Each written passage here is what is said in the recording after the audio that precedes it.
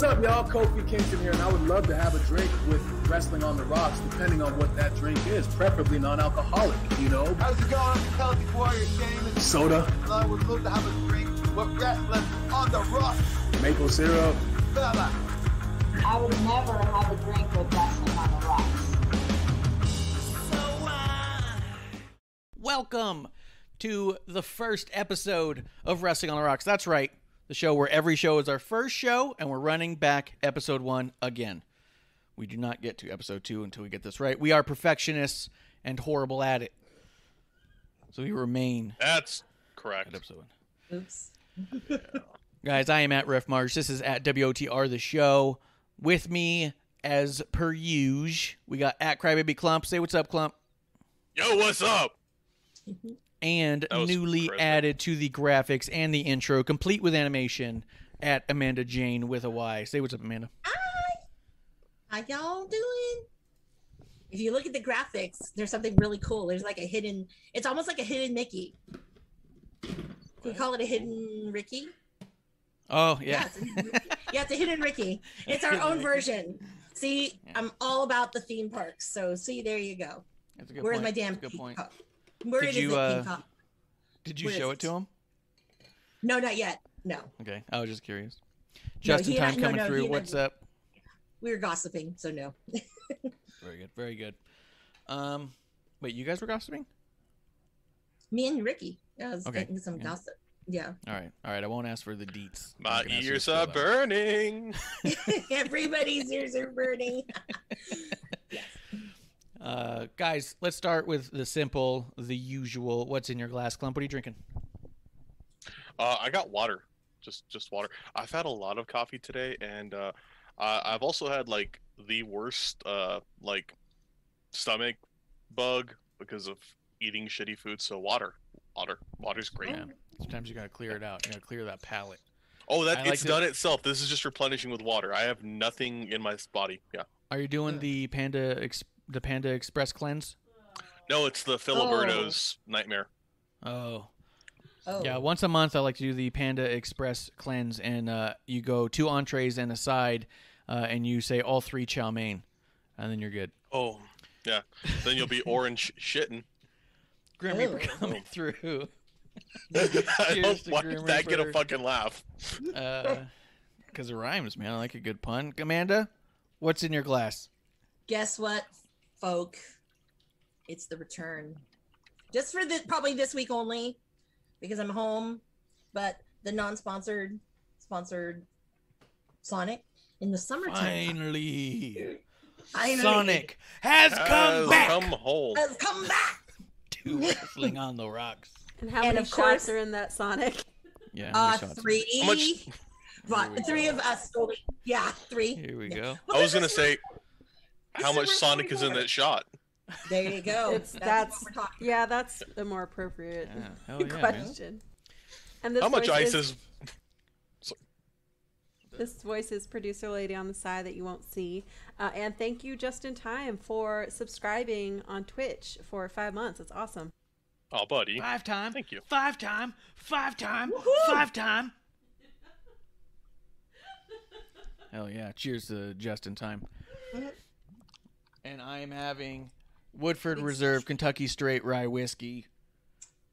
Wonderful. Apologize for not. Hey, just as a heads up to you, this is a local thing. I think they have that on clearance at Albertsons in town. Like I saw a crazy amount of Woodford Reserve bottles at the one on the north side. Yeah. And I All right. I mean, No, this is yeah. good to know. They no one go. It'll be the shelves will be cleared by tomorrow afternoon. I promise. Is that double barrel? No. And Huh. What's up?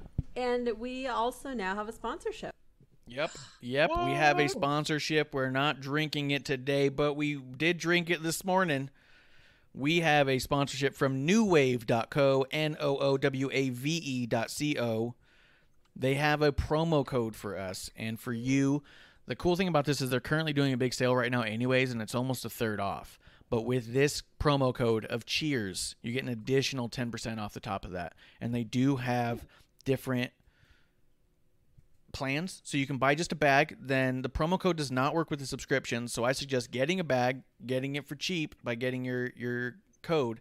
And once you fall in love with it and you decide you really like it, go back and you can get a monthly, every 6 weeks and every 2 months subscription basis, and they'll just charge you and send it right out to you like a lot of those box things. But at least this time you know what you're getting and you know it's going to be good. And what's so special about this coffee? This coffee has raw cacao. It is specialty grade coffee that includes raw cacao and L-theanine for productivity and creativity. It promotes better energy, focus, and mood more so than a regular cup of coffee. And I will say that I feel as jittery when I have it, but I am very much more awake. So I'm digging it. I like it. I tried it before I even tried to see if sponsorship was even going to be an option. I just wanted to try it because something notable, this company is owned and ran primarily, and by primarily I mean entirely, by an indie wrestler out in Florida who trained under Lance Storm. Oh, wow. Goes by the name Brody Vice. And he's a really good dude, really cool thing that he's doing here. And talked to him after I had it and said, hey, this is absolutely outstanding. I would love to keep a bag on the table. See if you have any issues with that. And he said, not only is there no issue with that, but let's go ahead and sponsor the show. Let's do something together. And I said, let's do it. And that's what we're running with. So yeah, I'm actually buying a code right now, or buying one right now. Oh, I was gonna say, has Klump tried it? That was my next question. Yeah, I was actually initially gonna say, you didn't give me any, but yeah. Right. No, I don't drink alcohol. Literally, I drink sparkling water, fucking water, and coffee. Oh, and you lush. You're just like, oh, I'll keep this. This is mine. Yeah, can you imagine? They sent us like a case of like 30 bags, and I was like, hey, Klump, you should go buy a bag. It's really good. We go through as much coffee. Yeah. This house goes through as much coffee as it does booze. So, we go through it. And so I was actually really excited about this one too, because like I said, indie wrestler and it's coffee. So like we keep saying, it's not about what you're drinking, it's about who you're drinking with. And what do we drink on this show just as much as anything else? It's coffee. Hell, half the time I'm having a mixed drink, it's mixed with coffee. So I was like, this is it. So how great, how fun, really cool stuff. Like I said, check them out. Get a shirt, get a mug if you want. I believe the 10% works on all one-time purchases, not on subscriptions. So just so you know. So buy a bag, find out what you like about it, and then get your subscriptions after that. So the only other thing I had as far as housekeeping goes, besides the fact that we got new t-shirts all the time and you should go check them out, is we did talk about on Tuesday real briefly, Capo Cagna is...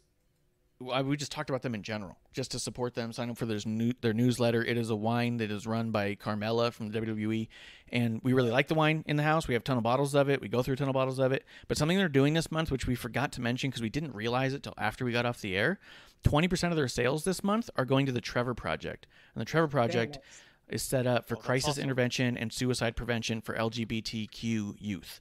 So they're supporting Pride Month, so support them, support Pride Month, and also, just go give them a like and subscribe and all that, and the little things help small businesses.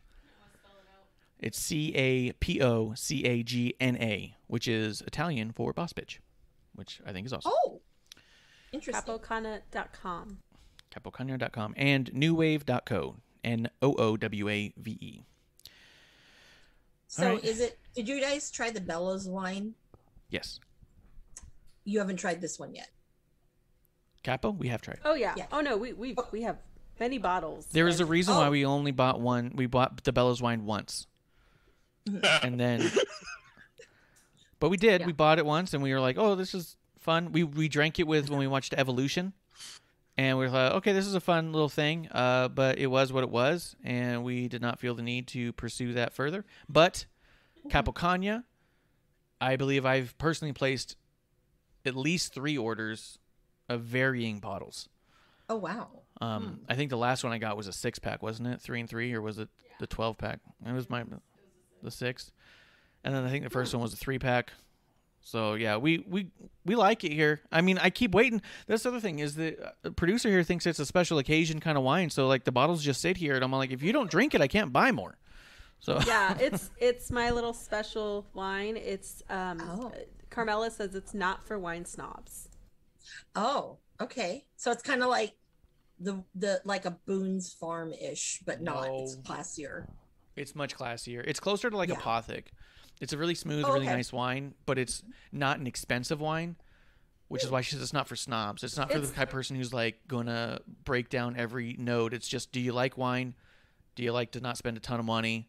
Can you put ice in this wine if you want? Yes to all of those. Nice. But you can also drink it Nice. straight. Make it slushy. Yeah, it's more than apothic, but it's not gonna like break you. Yeah. Oh. Yeah, Wonder but where she's it's not from. trying to get the it only reason graded. why is because, y'all live in the wine country. Yeah, and you know what? The Bellas, it's kind of disappointing because the vineyard that they got their grapes from is a really good vineyard. Is it? They do not own the vineyard, by the way, people. Just FYI. But also Capo, it is Carmela run. It's not like she's got this whole team that she's saying do everything for. Yeah, no, she is running it. Yeah, and the Bellas were more of a face for a thing we noticed. But yeah, just Carmela's absolutely running it. So just want to throw that out there. We just thought it would be cool to know. Once we realized that we didn't talk about how it was a part of the Trevor Project, we thought, well, we got to at least go back and mention that. So That's awesome. yeah, it is Pride Month, and we support all that stuff. So absolutely. Did you guys want to talk about anything else we need to talk about before we just get into the news? Get in. You guys go with the Jump news? in. All right. I'm excited to know Unless you want to how you promote, felt. if you want to promote promote, our buddies over at. Told him TWT. Oh, Sure. okay, yeah. TWT Takes, TW Takes podcast.com/TWTs. You can use the promo code. Well, he was going to change it, but right now I believe it's still Unsuck at Klump because of how good Klump did last week. He was very excited about that. So it's Unsuck at Klump, one word with a K, and you can get, I believe it's an additional 20% off his already low prices, which are low. And he's already got the shirts all there in his house. So when you order it, he bags it up, gets it out the next day. It's really incredibly fast shipping, and it's ridiculous. He actually sent me the tracking on it, and it arrived the day after he sent me the tracking on it. Or it was the... no, I think it was the day of. He sent me the tracking and goes, hey, it should be there Monday. But he'd sent it like the day before, gave me the tracking the next day, and I got it that evening. And I was like, oh, that's actually here already. Whoa. So He's in the chat saying 25% off. Yeah, Bishop's here. He says it's 25% off actually on his already low prices with incredibly fast shipping. So, and a really comfy shirt. So we should throw that They out. are very amazing shirts. Like I love them. They're so soft. I was surprised at how comfortable it is. When I first put it on, I was like, all right, I'm going to put it on and go sit outside and smoke. And as soon as I put it on, I was like, I might just go back to bed. This is comfy as shit. So. I feel bad. The white one kind of became like a sleeping shirt because, it's just like, this is a snuggly shirt. Thank you, TW Takes. It is. It absolutely is. So, good stuff. I just want to get that all out of the way on the top of the show because, as you guys all know, we start to get really into the weeds here. We start to get pretty drink happy. And by the end of it, I can barely remember our own Twitter. And so I do want to just say that stuff up front. Those are all those things. So check them out. Support everybody. Support the little guys, man. So damn right. Yeah. I'm glad that you got that bag of coffee right now, too. Dude, I think you're going to like it. When I had it, I was like, wow, this is good. No, I'm pumped, yeah. Awesome. Everybody let us know how you like their coffee in our social medias. Guys, let's talk news. Let's get into it. News. Doop. So I guess we'll just start with the big stuff. And you don't get any bigger than Braun Strowman. WWE did a lot of releases yesterday. 6 people. Braun Strowman, Lana, Santana Garrett, Aleister Black, Ruby Riott, and Buddy Murphy. All released. I'll say, we've talked about it before when they have the big releases, and we always want the best for everybody, and we do. And I do feel that there's always a silver lining to this type of stuff. And I do feel isolated on Twitter when my initial reaction isn't to yell and scream and have a temper tantrum and prove how much I hate Vince McMahon as some sort of sign of loyalty or respect to the talent. And instead, my mind goes a whole other way. And I feel like, am I alone by thinking these people are all so good and talented that I'm not concerned about them? Like, I don't feel like, oh no, this is the end of the line for them. I feel like, oh no, they're all so good. This is just going to be the start of a new chapter for them, which in a lot of respects is very exciting. Yeah. So it always sucks. It always feels bad. You never like to hear someone got let go.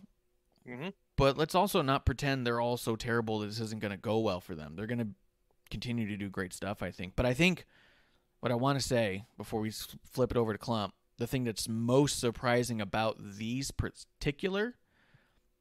were actively involved in storylines. Aleister Black Yes. just Yeah, I made was his gonna return. say. Yeah. Braun Strowman just had a big main event, or not a main event. He had a big main match with Shane McMahon at WrestleMania. Like you don't beat Shane McMahon at WrestleMania if they don't have plans for you. You can pre-order a new Aleister Black shirt on WWE Shop that is yet to come out. Like What? Yeah. Well, Yeah. you know what? I just save your money, people, and I'm pretty sure that He's also released a new Tommy shirt. End will have a shirt at He does. He my does. friends at Black He Crap does. Cult. He'll return to that. He did. He already released does. it today. Oh, Today he he already released does. one. Well, So hey, see, there you go. yeah. But There you go. I mean, but that's a great point, Klump. You can pre-order a shirt that hasn't been made.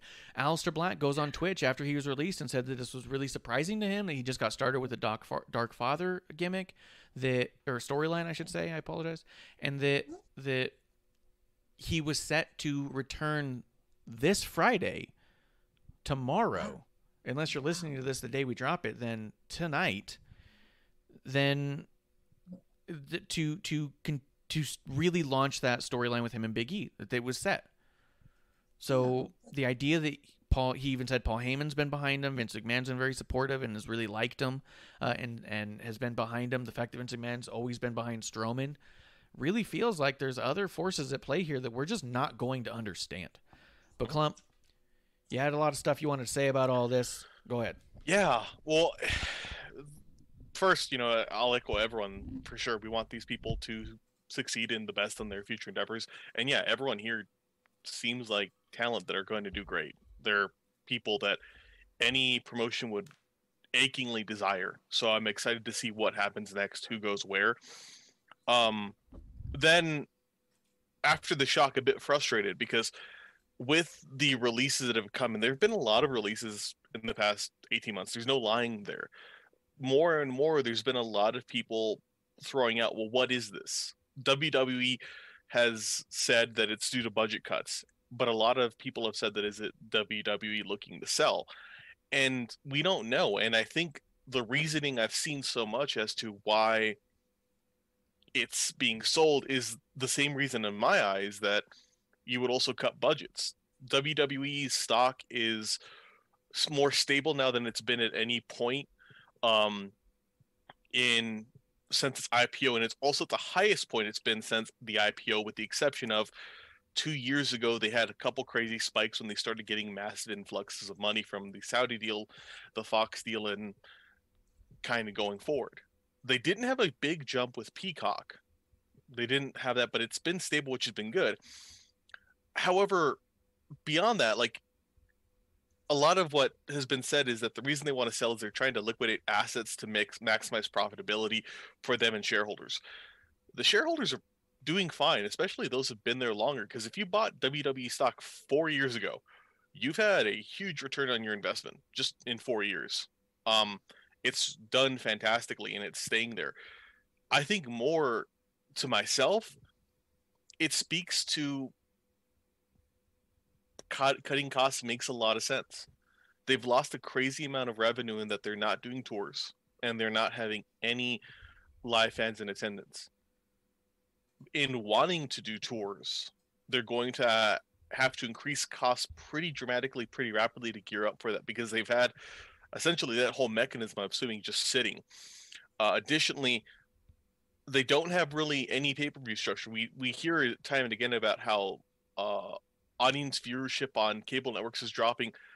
Pay-per-views even more so, especially since they've done the network. They have everything through the network and now through Peacock, but that's very different in terms of a revenue stream.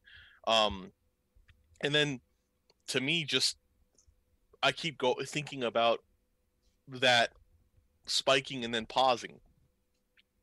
As a company that's publicly traded, you want to truly increase profitability, not even for sale, but for your shareholders.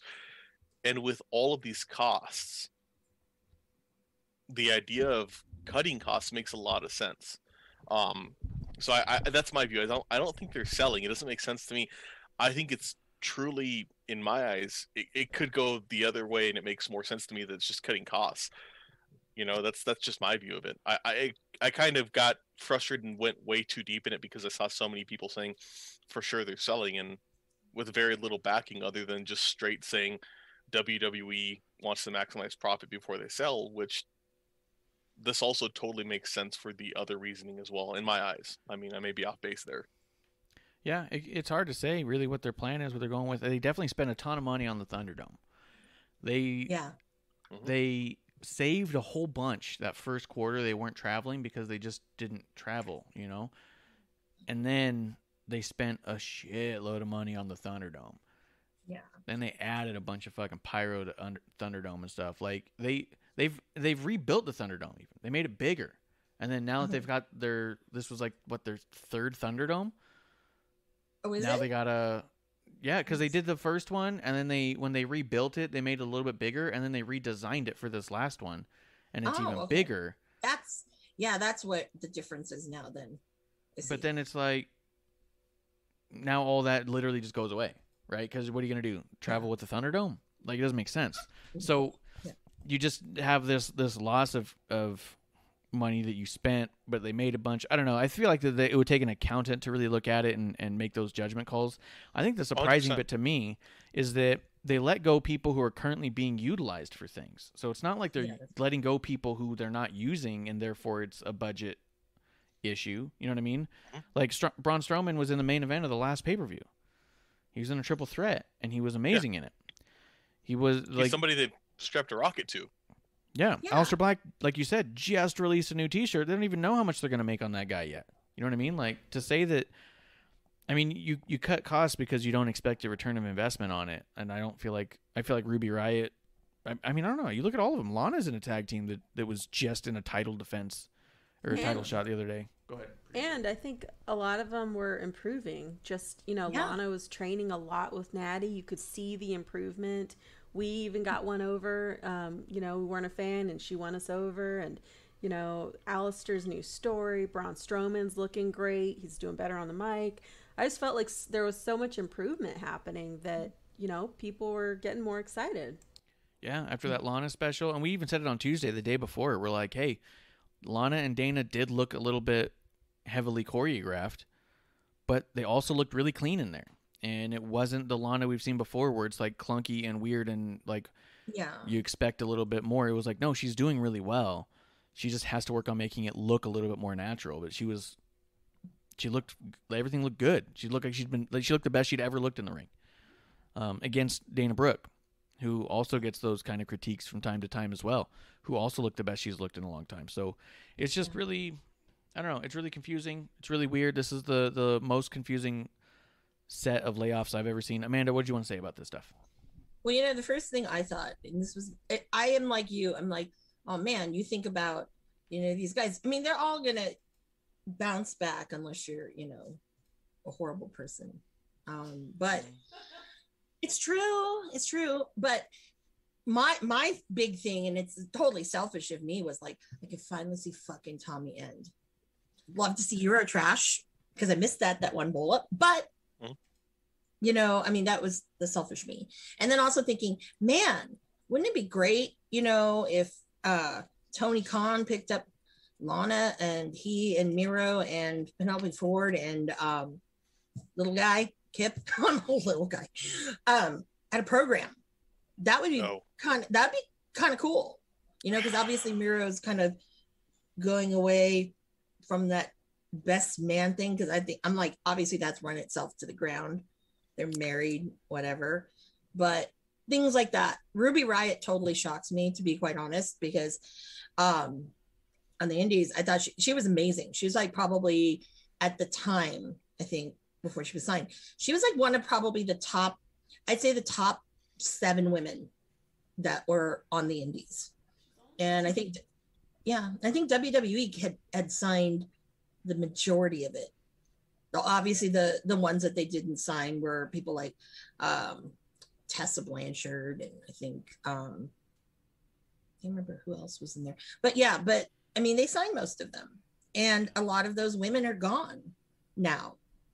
So they returned. I mean, the first was Kimberly, and then now, all these other things. So it's going to be great again if you like women's wrestling, because it's obviously uber competitive, and they definitely want to everyone wants to compete with, what NXT has. So there's a lot of really cool possibilities out there. So I'm excited for that. I'm excited for what it might bring. It better bring me a theme park eventually, because shareholders, that's money. That's money. And my other thing is too, and I've actually had presented this to somebody, but the most expensive cost, well, there's two things. One, when you're traveling on the road with musicians, that's the way they make their money, because of all the merchandise and the sales of the tickets, things like that. So, but the ones who have it, play it smart, where they really work with people who know travel and not somebody who's, oh my God, I want to be attached to, whatever promotion. And, I'm a travel agent. No. That happens with certain promotions with 3 letters that start with a A.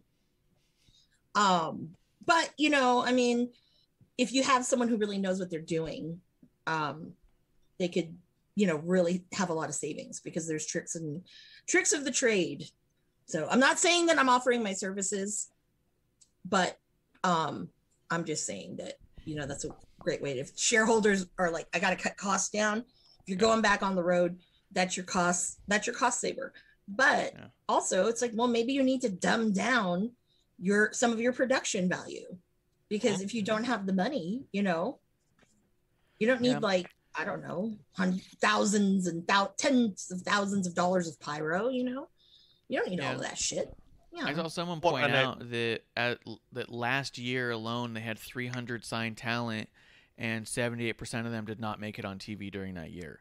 So I also understand the idea of potentially having to cut fat that way, because we had people added to the board. They have Nick Khan over there. There could just be a general new mentality to how you keep talent. Do you hold on to them for 5-6 years before doing something big with them? Or do you bring in people clearly with a plan? But the thing that I think is most shocking about these is I don't feel like it applies to anyone in this list apart from maybe Santana Garrett, just because they hadn't used Santana Garrett much. But she's been a big player in every promotion she was in before this, and she was really good. And to me, had quite a look. I was like, she looks like a star. She looks like someone that you wonder what they're up to. Who's this person? Kind of person walks into a coffee shop in California and you go, I don't know who that is, but I feel like I should get their autograph or something. You know what I mean? Like, she stands out. So it's just weird to me. Yeah, Braun. I still can't believe that one, because when I saw Braun, I'm like, no, someone's joking. That's not true. No way, not Braun. Yeah. No. All of them were on TV in the past week, except for Murphy. Yeah. Although Marsh brought up a good fantasy booking, I would love to see Braun against Hammerstone in MLW. Absolutely. I'd like to see Strowman in Hollywood. I'd like to see some movies with Star Strowman, where he's just like a bad motherfucker or something, or a bus driver maybe. He's got a lot of charisma. I think one thing that could help him out of this, though, is it's a chance for him to get out of the very narrow space that he's been booked in. His character. We've made jokes, and it's certainly gotten better, but he still isn't but a few steps away from. He's got to be this absolute monster who has to talk in the most gruff, aggressive voice, when he's got a rather, it's gravelly, but he's got a rather concise, pretty cool Southern accent, and he's a good talker. Like, it's interesting to see him do interviews where he's, Adam versus Braun. I think he could do a lot. I'd like to see him in Hollywood. I don't know if I'd like to see him in MLW, but anywhere I'd like to see him be something new, Yeah. Even NWA, I think. Yeah, NWA I think would be a good fit. He fits NWA a lot. Yeah, just because of when you think of that Southern style, that's the first thing, Klump, when you said that, I'm like, NWA, because I think that he would fit perfectly kind of in that mix. And who wouldn't want to see him and Aldis go at it, and Aldis losing, but him and Trevor Murdoch. Oh my God, yes.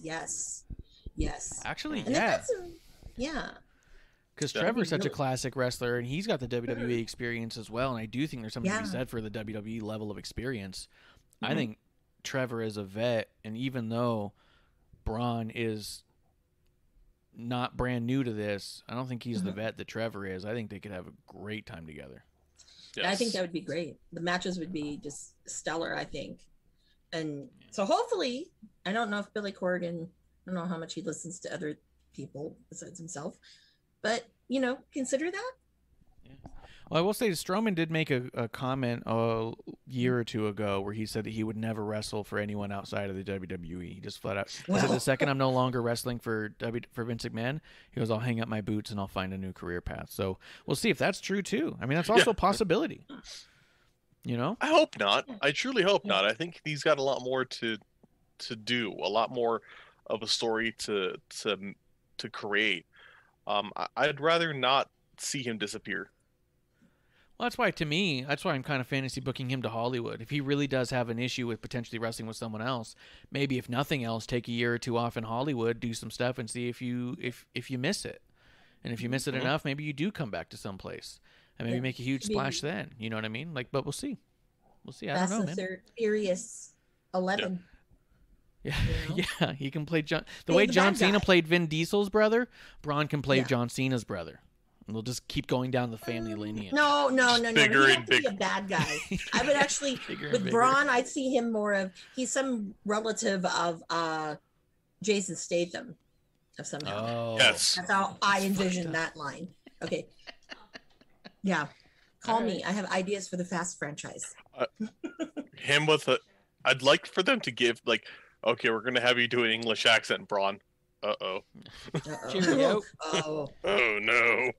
Just in time is in the chat. He says the budget cut excuse is really starting to get pitiful the more and more they use it. And I will say that as much as we don't want to hear the budget cut excuse, I mean, that's all a business needs to say. And at the end of the day, sometimes you just say that because the reality of the situation is not as easy to stomach. And so we don't always know either. So, I mean, I'm not to say that they're bad people and that's why they're getting cut or anything like that. But sometimes by saying flat out, hey, we're letting you go for something stupid is not the discussion you want to have. I will say that at least they're saying something. AEW let several contracts expire the last couple weeks and just silently don't say a goddamn thing. At the very least, WWE puts out a statement saying they're no longer here. We wish them the best. AEW has quietly gotten rid of like 10 or 15 talent since they've started, and they've never once made a single comment about it. So, And even Earl Hebner, too. They finally took him off the website. yep. That And I think they no did future today. endeavor from AEW because the bottom line, they don't give a fuck about anybody there. They're not a family. No business You is know a what? family. If they think I'm if you think you work for a curious. Yeah. family, they're taking advantage of you. But Yeah. AEW doesn't But- give a fuck about your future endeavors because everyone's the enemy to them. Whatever. But the other thing Just in Time saying is Tommy N to NJPW, please. Sure. They kick over there. He can kick. I want to see him, Jeff Cobb. Braun and Well, Jeff Cobb. That'd be a Braun? great one. Mm-hmm. That'd The be good fun. house battle. What about Tommy End and NJPW? Who do you want him over there with? He has to reunite with goddamn Zack Sabre Jr. I mean, I love those guys. Obviously, you know, Marty's not going to be joining them, but, you know, I'd like to see him go to Suzuki Gun. Yeah. Yeah. I think he'd be really cool paired with Naito. Just Oh, yes. yeah. Yes. just as a dynamic with that, like yeah. somebody But they who's a nihilist versus somebody who just doesn't care. Well, yeah, but, you know, they don't have any gaijin typically.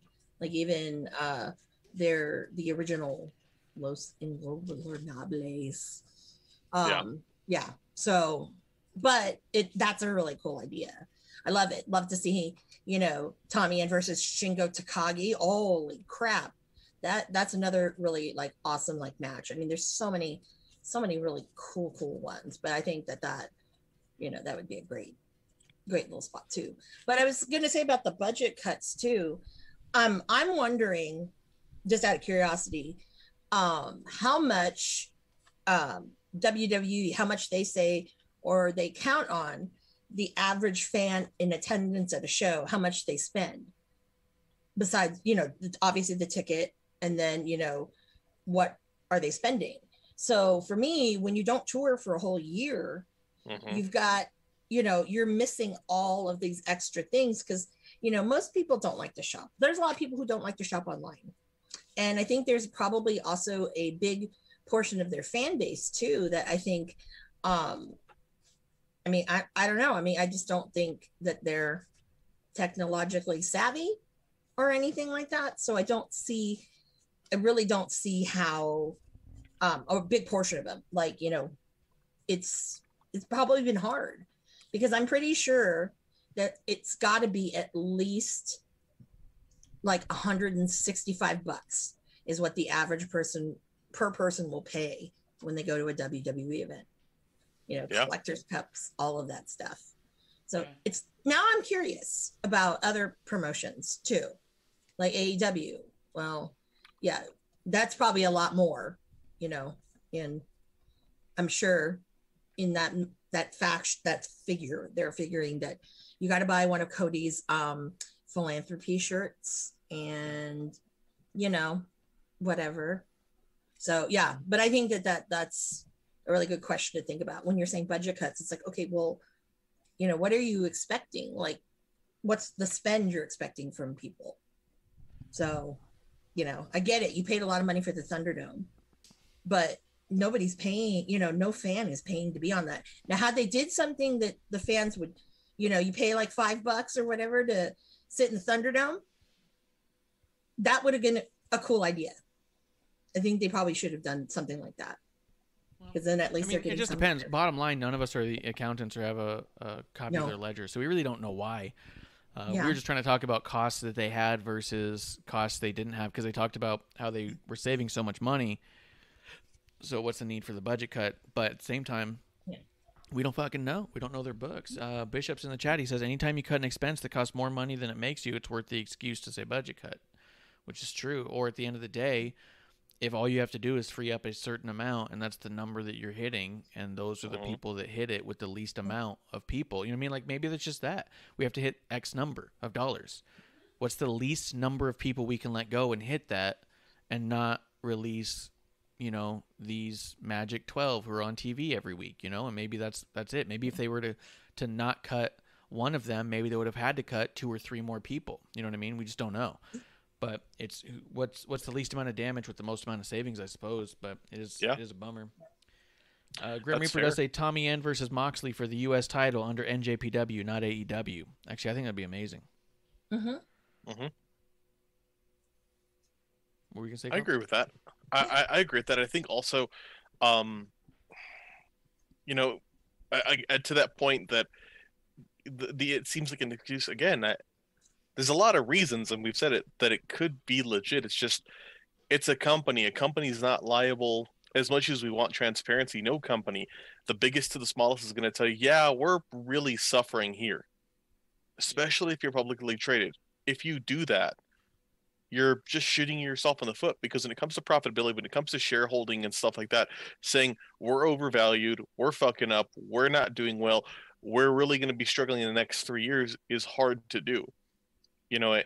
I would say also, when we talk about like weird releases and stuff, I don't think they're going to be getting another, like, we don't know what large chunks of money are coming in.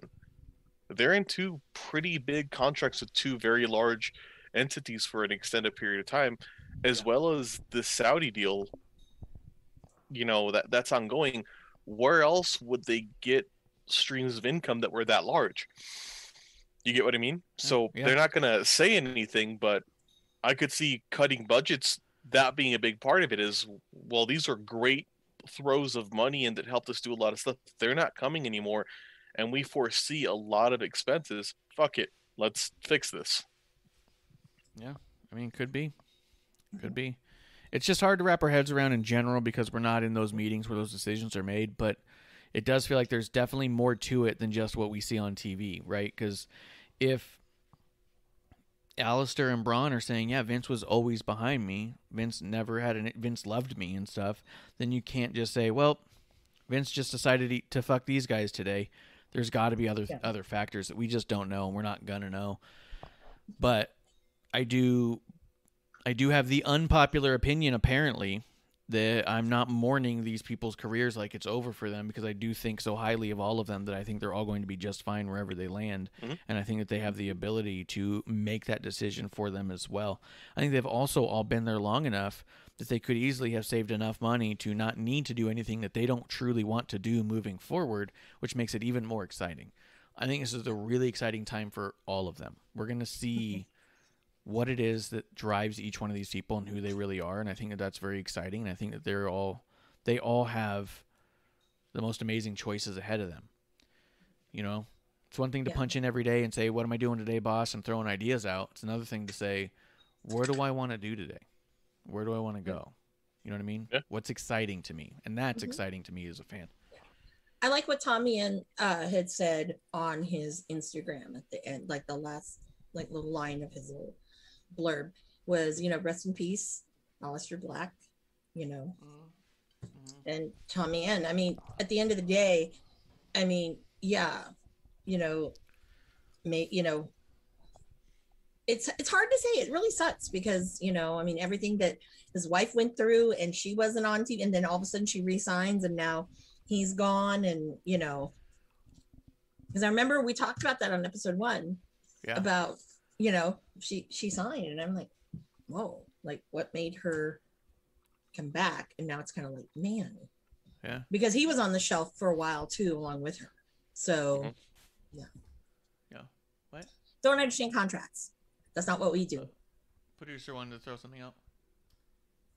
You know that Brandon person on Twitter who likes to look at the numbers and the business side of WWE? Okay. He was asking for non-wrestling articles about the Lecos. There's not much. Yeah.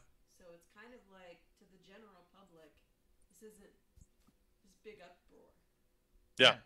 Yeah, nobody knows what's going on. Just wrestling fans are like, what the fuck just happened? And it's just because all these people were utilized so recently. Like you said, a T-shirt, I think it just went off pre-sale today, but it's been pre-ordered after he was released, and the shirt was on pre-order. You know what I mean? Like, he was literally in a 5-week build-up with vignettes on the way in there. Like, these are clearly people they were using recently. Riot Squad was on TV less than a week before then. Lana, too. You know? Like, it's just hard to say. It's hard to understand, and I think that we're all just trying to grasp at straws and come up with anything we can to rationalize it. But I do think what's more exciting than blatantly overreacting or overreaching or trying to hatefully virtue signal, as they say, and just scream out, "Oh, fuck you, Vince McMahon, I can't stand Vince," and just understand a lot of this stuff is kind of out of our grasp and out of our knowledge. Like Bishop says, we also can't spend their money from those deals. So at the end, I think all we know is that we don't know. And yeah, it's not like we're making money on these deals either. But like I said, my speculation is what's next for them, because I think that there's a lot of potential there and a lot of talent there. So it's really weird. People are literally like crying. How could this happen to them? What do you mean? I mean, Braun Strowman tweeted out too, and he goes, "What a chapter of my life. Thank you all." And it's also like, yeah, dude, you beat Goldberg at WrestleMania. Holy shit. You know what I mean? Yeah. Like, he could just sit down and have a drink tonight and go, "I beat Goldberg at WrestleMania. It wasn't perfect, but I did that." And how fucking cool is that? You know? So, yeah. Wish the best to all those people. Cheers. We'll see you all down the road, I'm sure. Klump, did you have other news that you wanted to talk about? I think that was my big one. I didn't have too much else. All right. Amanda, you had something you wanted to bring up? Oh yeah, I only saw this on Twitter, but actually I saw that Billy Corgan, I think it might have been today. If I'm wrong, I'm sorry. I don't listen to Busted Open or whatever that show is that Bully Ray does. Anyways, he had Billy Corgan on, and actually there's a Twitter little 2-minute little video, little clip out there, and they asked him, Billy, what would it take to topple the WWE, and can it happen? And Billy Corgan obviously is a big believer in everyone needs to band together, and of course he's benchmarking, of course, our lovely friends over at AEW, which I'm like, they have partnerships with everybody. But at the end of the day, I mean, what's been the big payoff with it? Because the other companies, I don't think, have benefited. I think of all the companies that have had something with it, I think that NWA is the only one that had benefited for them, because some people probably now watch NWA because of Thunder Rosa. Yeah. Because she's still, doing that. So it's really interesting to me that he said that, in the future, it's going to be these small players that you're seeing now, at the top. And he says that NWA is going to be at the top, because he still believes that old school is, the new school, but, is what it is. It clearly isn't. No. I mean, like, you can't tout AEW and also say that old school wrestling is what's going to bring back a revitalization of wrestling. There's literally nothing close to old school style wrestling anywhere near AEW, and it's doing fine. Also, that whole question is exactly why I don't listen to Busted Open. Yeah. Your question is, what is it going to take down the WWE? Yeah. What the fuck good does it do anybody for any of these companies go out of business? You should be asking, what is it going to take to get another company as big as WWE? What's it going to take to make another brand that big? And how's it going to happen in wrestling? Because how do we get two WWEs should be the question. Not how do we fucking destroy one of them? The fuck's the matter with you? Let's make MLW and NWA bigger. Yeah. What if MLW and NWA joined forces? Maybe we get a real third brand.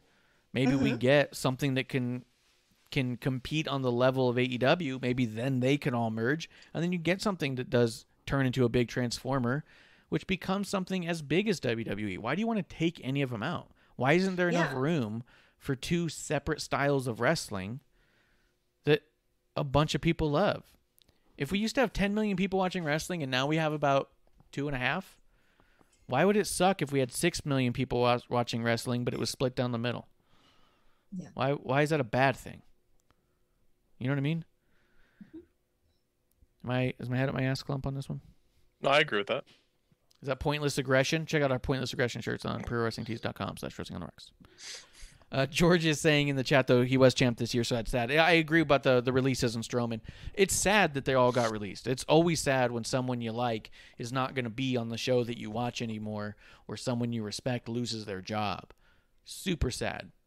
But can't grieve forever. No, I'm just kidding. But at the end of the day, I only feel sort of sad. It's a bummer. Yeah, it's a bummer. It's a bad day.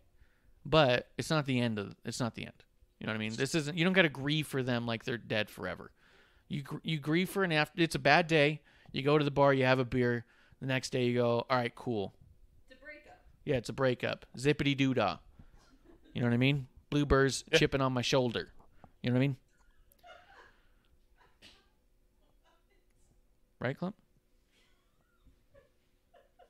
I agree with that. What's going on? Yeah. You need a little blue bird on the shelf behind you, because then it'll look like there is a blue bird on your shoulder. Oh, that'd have been good. Well, I got Sasha Banks over there. Sasha got blue hair. Yeah, well, Becky behind you has her SmackDown shirt on. Little That's Becky true. doll. That's a good point. George will say, if you're a wrestling fan, you probably watch everything. I would say the yes and no. I think you watch more than one product if you're a wrestling fan, but I think so much of what's out there right now is so different than everything else. I think it's absolutely the kind of thing where you can find the things that you enjoy more than others, right? And I think that it's also fair to not watch certain products if you don't enjoy it. If people love AEW and they hate WWE, fine. Don't talk about WWE, talk about AEW, talk about what you love. That's kind of what we do here. That's why I stopped watching AEW. I just wasn't having fun watching it. So I stopped watching it. Started watching MLW, love it. Was watching NWA before I had to pay for it, loved it. Now I got to pay for it? I don't know anymore. Yeah. AEW will rebound. I swear they will rebound. They will. Yeah. Well, we'll see. We'll see how it all goes. Take Just says, gotta don't get have a rid of blue his blazer dog figure. fellas. I do have a blue blazer figure. That is kind of a blue bird. But, yeah, I mean, it is a little weird that the question is, hey, how do we take down the WWE, and not, hey, how do we get as big as them? Because they're in a whole other atmosphere. They are not a wrestling show twice a week. They are a huge global brand with training centers literally all over the world. They have different brands based off of the country they're in. They're literally worldwide. They're literally a brand. It's a tab on Peacock. It doesn't say wrestling. It says WWE. So why can't we get other companies to be so big that their brand is just that synonymous? Mm-hmm. Even indie wrestlers out here. We know somebody who was it? So Kevlar's aunt was all like, "Oh, hey, one of your cousins is a WWE guy." And he was like, "Wait, what?" So we were like researching all these WWE guys trying to figure out who his cousin was. Well, turns out all it was is that one of his cousins wrestles on the indies out here. And only out here. He doesn't travel. He's literally just a wrestler in Tucson. But they see a ring, they see that he wrestles, and he's a WWE guy because WWE means wrestling to them. So the question should be, how does AEW get to be as big as WWE? Kleenex. Yeah, they're Kleenex. Yes. But they're AstroTurf. Yeah. Exactly. So how do we get more things that way, right?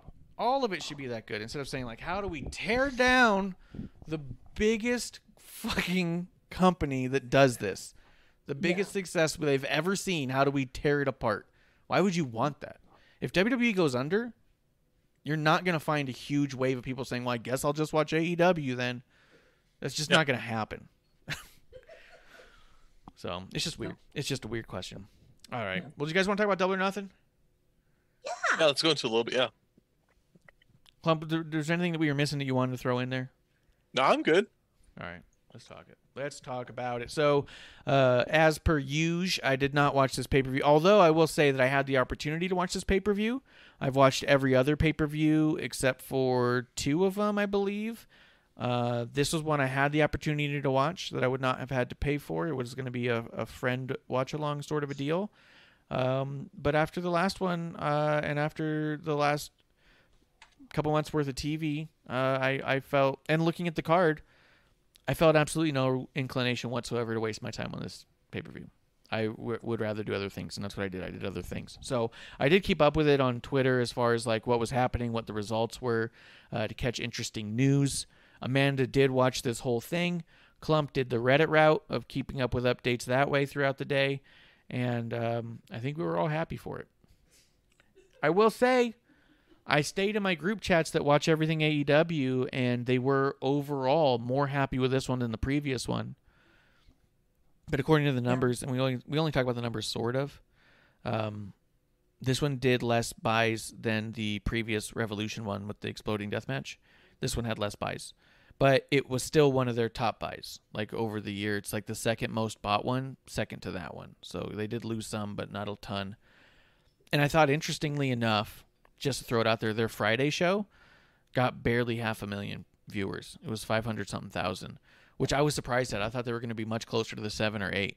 So it just goes to show you got to stay on your nights, man, I guess. Yeah, even tomorrow. I mean, I get it, NBA playoffs. You know, obviously, you know, me, I don't have a pony in that race anymore. So not like I like basketball anyways, but you know. Yeah. Whew. Where to begin? Well, you know. Well, go ahead. You take over, Hangman. man. This is your segment. Yeah, let's talk about Hangman and Cage. Now, I think go with Hangman. I love Hangman. Don't get me wrong. I don't think the AEW uses him in the way they should use Hangman Page. I mean, had he stayed around Ring of Honor, I know Ring of Honor is shitty right now anyway.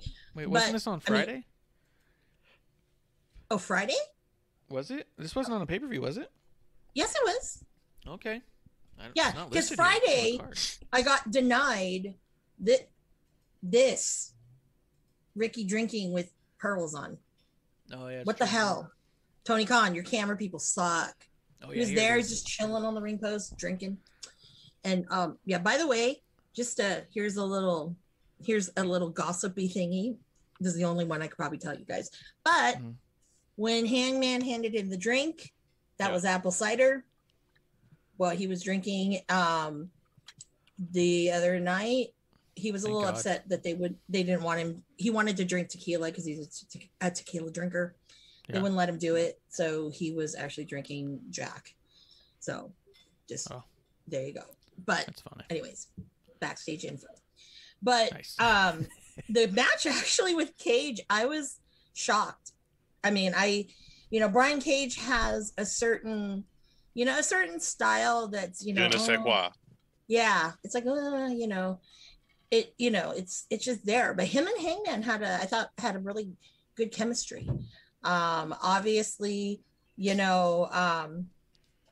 saw our friends with Team Taz, actually not Will, because obviously Wobbs is in the casino battle royal or whatever the hell it was. But Brian stood his ground. Like, he did not need any of their help. And Hook tried to get in there, and Ricky threw the FTW belt at him, and he was yelling to hit him, and Cage threw it back at Ricky. He was like, "No, I'm not. I'm doing this on my own." So obviously, his own. Lost Against the wall. And there's a lot of tension now, more so.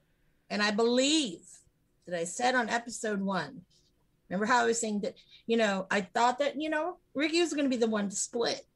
Yeah. Well, I think it's probably going to end up being Cage more so than anybody. Yeah. So I think that that's what they're leading down to. Now, do I want to see a Ricky Starks Brian Cage match? No, because that's going to be boring as fuck. It's eye candy, but half of it. Sorry if you think Brian Cage is hot. Hey, Brian's a cool dude. He's good people, but no. I see that happening. Maybe at All Out. Yeah, All Out. That might happen because it gives Ricky more time to heal his injury, which I personally thought that they was probably faking it, because you never see him with a neck brace. Mm-hmm. And I'm like, "Where's your neck brace? I was going to bling one out for you." And he's like, "Damn, you should have done that." Anyways, so but when they were arguing, Cage looked like he was going to go get physical with Ricky, and he was like, nope. Remember, broken neck. It was really great. So it was fun. And I think Hook probably is going to be in the ring soon. I predict that. So he's good. He's got a mean ass suplex. So I think he'll be in the ring soon. So in the chat real quick, just in time to say I'm probably the only person that felt the Double or Nothing wasn't as good as everyone said it was. I think part of it is, Fabtina says you're not a blind fanboy, which is true. But I think part of it also is this one appeared to be overall not a disappointment. And I think that in and of itself made it better than their last number of pay-per-views. They've had a lot of big failures on pay-per-views, and this one did not have a big failure at the end. So I think a lot of people were like, this was great. They didn't mess up somewhere. And you're like, okay, well, which is probably why you said, it's not amazing, but it's also probably it was good, but, But I will say that, obviously there's some storylines that are out there, primarily, the Bucks and, and that, by the way, was a phenomenal match. We'll talk about that. But, the weird thing with Kenny and everything, and that kind of puts it. I think it puts a lot of people. It's putting them off, and I think probably that's why you don't watch anymore, because it's the storyline is just. It's like, come on, can we just end this shit? Please, And then of course you get Cody and a Go-Go, and we all know what's going to happen then. Okay, so I didn't need to watch that. I already knew. And if you really thought that Anthony Ogogo was going to win, I got some land to sell you in the Florida swamp. Real cheap. What'd you think of Serena and Riho? It was underwhelming. Okay. For me, I don't know. I mean, I love Serena, but Riho, I'm just not. I don't know. I'm not sold on her. I don't feel like she has enough weight to do moves. So when I was watching a few little clips of it, Serena was having to drag herself through moves because Riho just didn't have the strength or weight to do it. So it was really weird. But other than that, I will say that I saw a lot of people comparing Serena Deeb to Bret Hart during that match, and I just loved that. Yeah, that's interesting. Very interesting. I saw that too. Yeah. I'm like, but to circle back over to Brian Cage and Adam Page, When this match happened, I was talking to somebody online, a buddy, and we both said, like, well, Hangman Page has to win because they've already ruined Brian Cage, and a win here wouldn't fix him, but a loss here could ruin Page, which is what we went in there thinking, because at the end of the day, I think Brian Cage needs to take some time off. Yeah. Not in a bad way, because I think that he's so good, and I think he keeps being put in these positions where he has to lose to their favorites. That it's making him look bad, and he's carrying around this FTW title, and that makes him look worse because he's supposed to be the baddest son of a bitch in the business, and he loses every match that we see on TV. If he's winning, it's on YouTube. If it's on TV, he's going to lose it, and it makes it look that much more stupid that he's walking around with a title and being called the toughest son of a bitch in the business who loses every match we get to see. It just sucks. You know what I mean? Because we know how good he is. We've seen him elsewhere. We've seen him be incredible. So I'm like, he needs to step away enough to get out and away of the storylines with the EVPs and their best friends. Because until he can be in a separate storyline, like the smartest thing Miro's done, with as stupid as everything has been, he has stayed the fuck away from the Elite. Yeah. Which is so smart, because all you can do for the Elite is lose because they're the EVPs. And that's what they're trying to build right now. Yeah. So the smartest thing Miro did was, okay, I'll come in and do the goofy shit, the stupid stuff, just so people can, think of me one way or another. And then he immediately went in towards the TV title with Darby Allin and all that. Now he's doing his own thing, nowhere near the Elite. And that's amazing. And that's what Brian Cage needs to do, in my mind. I think he needs to, like, I've always thought that, he didn't need Team Taz. Team Taz needed him more so than anything. But in this, and I know I did not say, I don't think I said this on episode one, but I don't think at the time when you had Brian Cage, I don't think that everybody saw that potential in what Will Hobbs could do. Because basically, I mean, you don't need two dudes like that. And Will is like kind of, really stepped it up there. And I'm pretty sure that, like with Brian, there's other things that he could do.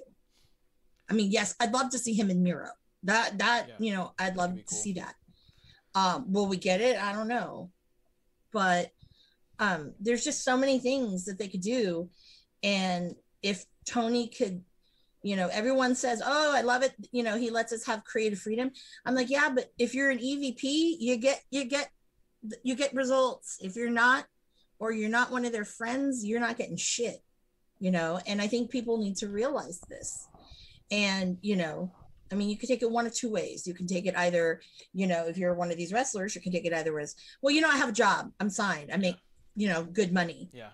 Or, like they don't like, there's a lot of people who don't like that politicking, and it is what it is.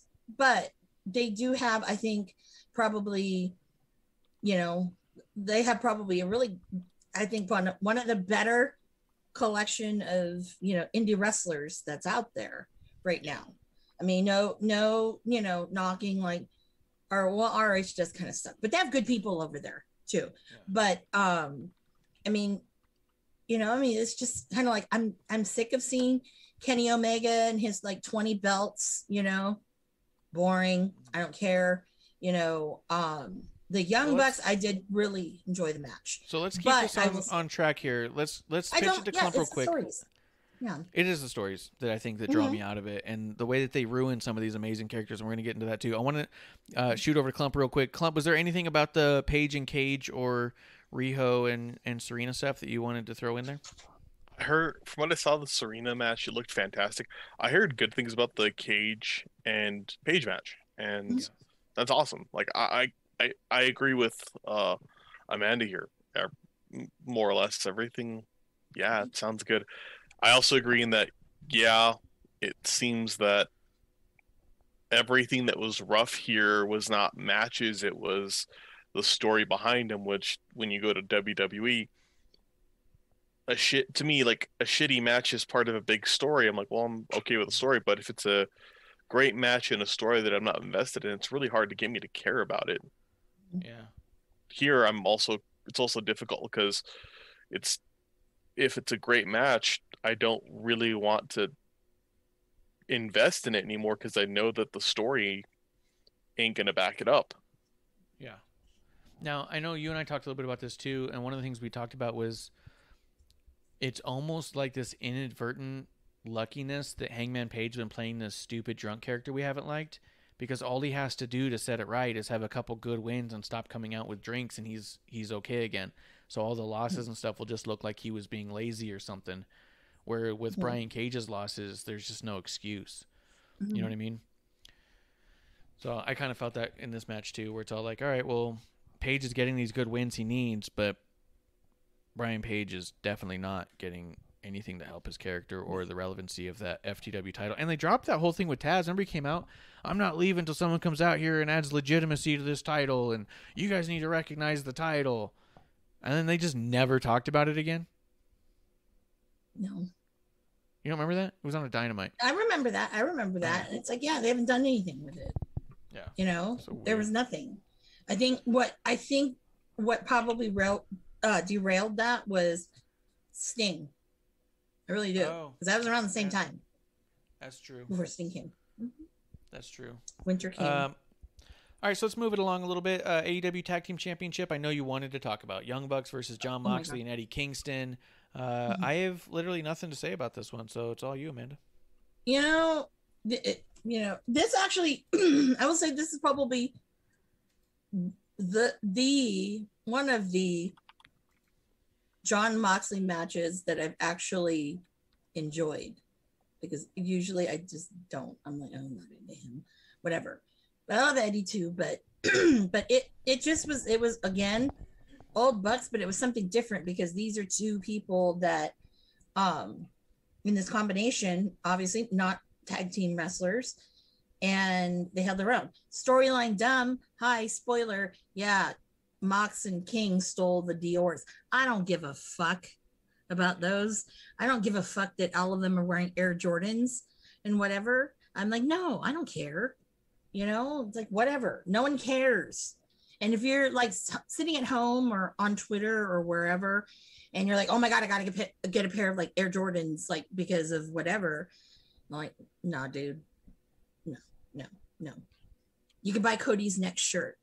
I think he's probably going to have a Pride one. Nope. They actually gave it to Dustin. Oh, wait, he did. That's right. He did. So sorry. Hold on. Forgot about that. Yeah. So go buy Cody's Pride stuff and whatever. So just saying with it. But again, obnoxious storylines. I don't even, and as a person that loved BTE, I really don't even watch it anymore. I kind of fast forward through it because I don't like hearing Matt Hardy and Private Party. That's boring as shit. The Dark Order makes it what it is, and I really think the Dark Order should do their own thing. And other than that, there really isn't anything, because BTE always had it was a great story, and it always had some kind of resolution before getting onto something else that was crazy. Or if it did jump on something, you know, it came back to whatever. Yeah. But did they pin Moxley to win? I don't even remember. I was really drunk.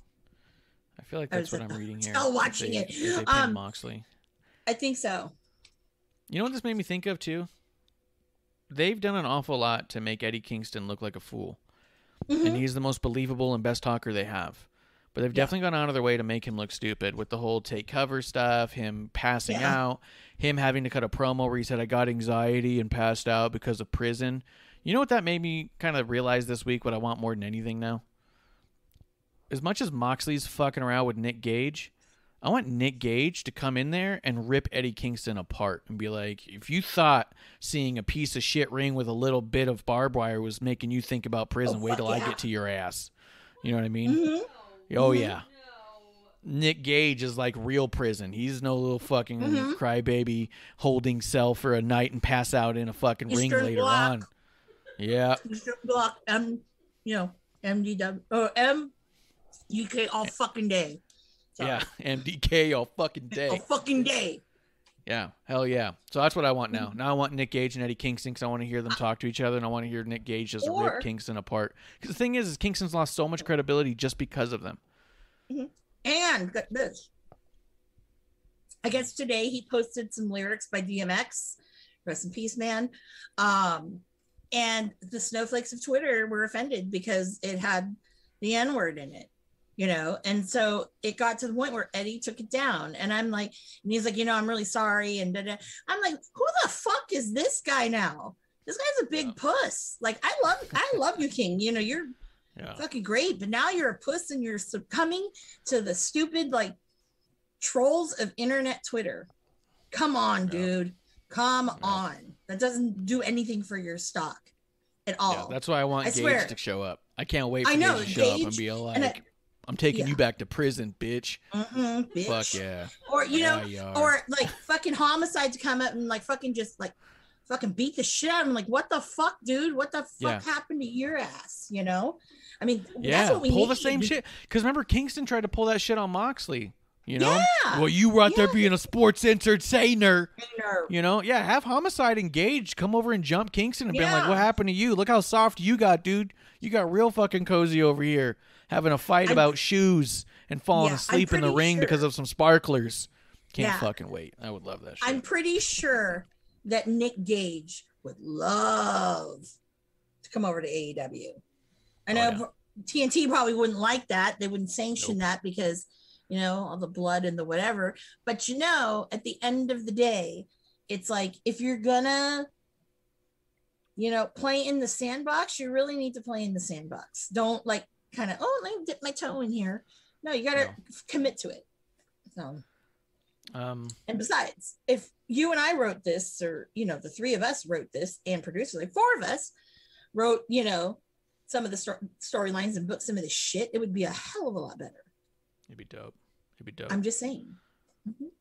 That Gage thing. Bishop says Marsh just booked his way into watching AEW and they won't even do it. Klump, anything you want to say about this stuff? I'm good. Clips of it. All right. Yeah, I'm good. Apparently they made a bunch of fucking mockery things again. I mean, Young Bucks keep me out of it. They're 100% of the reason why I don't watch, if I really boil it down. I guess they were mocking Macho Man. They were mocking Warrior. They mocked The Shield. And it's all like, I'm not here to watch you just make fun of the fact that we loved wrestling at some point. I don't know if it was here with Kenny, but in the group chat, and then we'll talk about the Casino Battle Royal. Correct me if I'm wrong, Amanda. Someone said at one point, they go, wow, that's the fourth dig someone's taken at JR for saying that Randy Orton was his favorite. Yeah. They kept digging at JR during this show? They kind of were. Yeah. Like, what the fuck is that about? I have no idea. I have no idea where that was coming from. Well, I feel like if it's one person, like the Young Bucks, their version of this heel character is to just get heat in every way they can, because they can't. They're not intimidating. They're like, and I'm gonna get shit when I say this, they're a shitty heel Shawn Michaels. Yeah. They're small, they're annoying, they're frustrating, and that's what they're going for. But they're way overblowing it. There's nothing backing it up. It just sounds petulant. It's not the heat that they want. It's just, at this point, it's go home heat. It's okay, this is annoying heat. Yeah, we get it. You're the EVPs. You can do what you want. We get it. But it wasn't just the Young Bucks who were taking digs at JR. Apparently, it was coming from all different directions, which is a lot of different really people. fucking wrong. And I was like, wow, I don't get this, but whatever.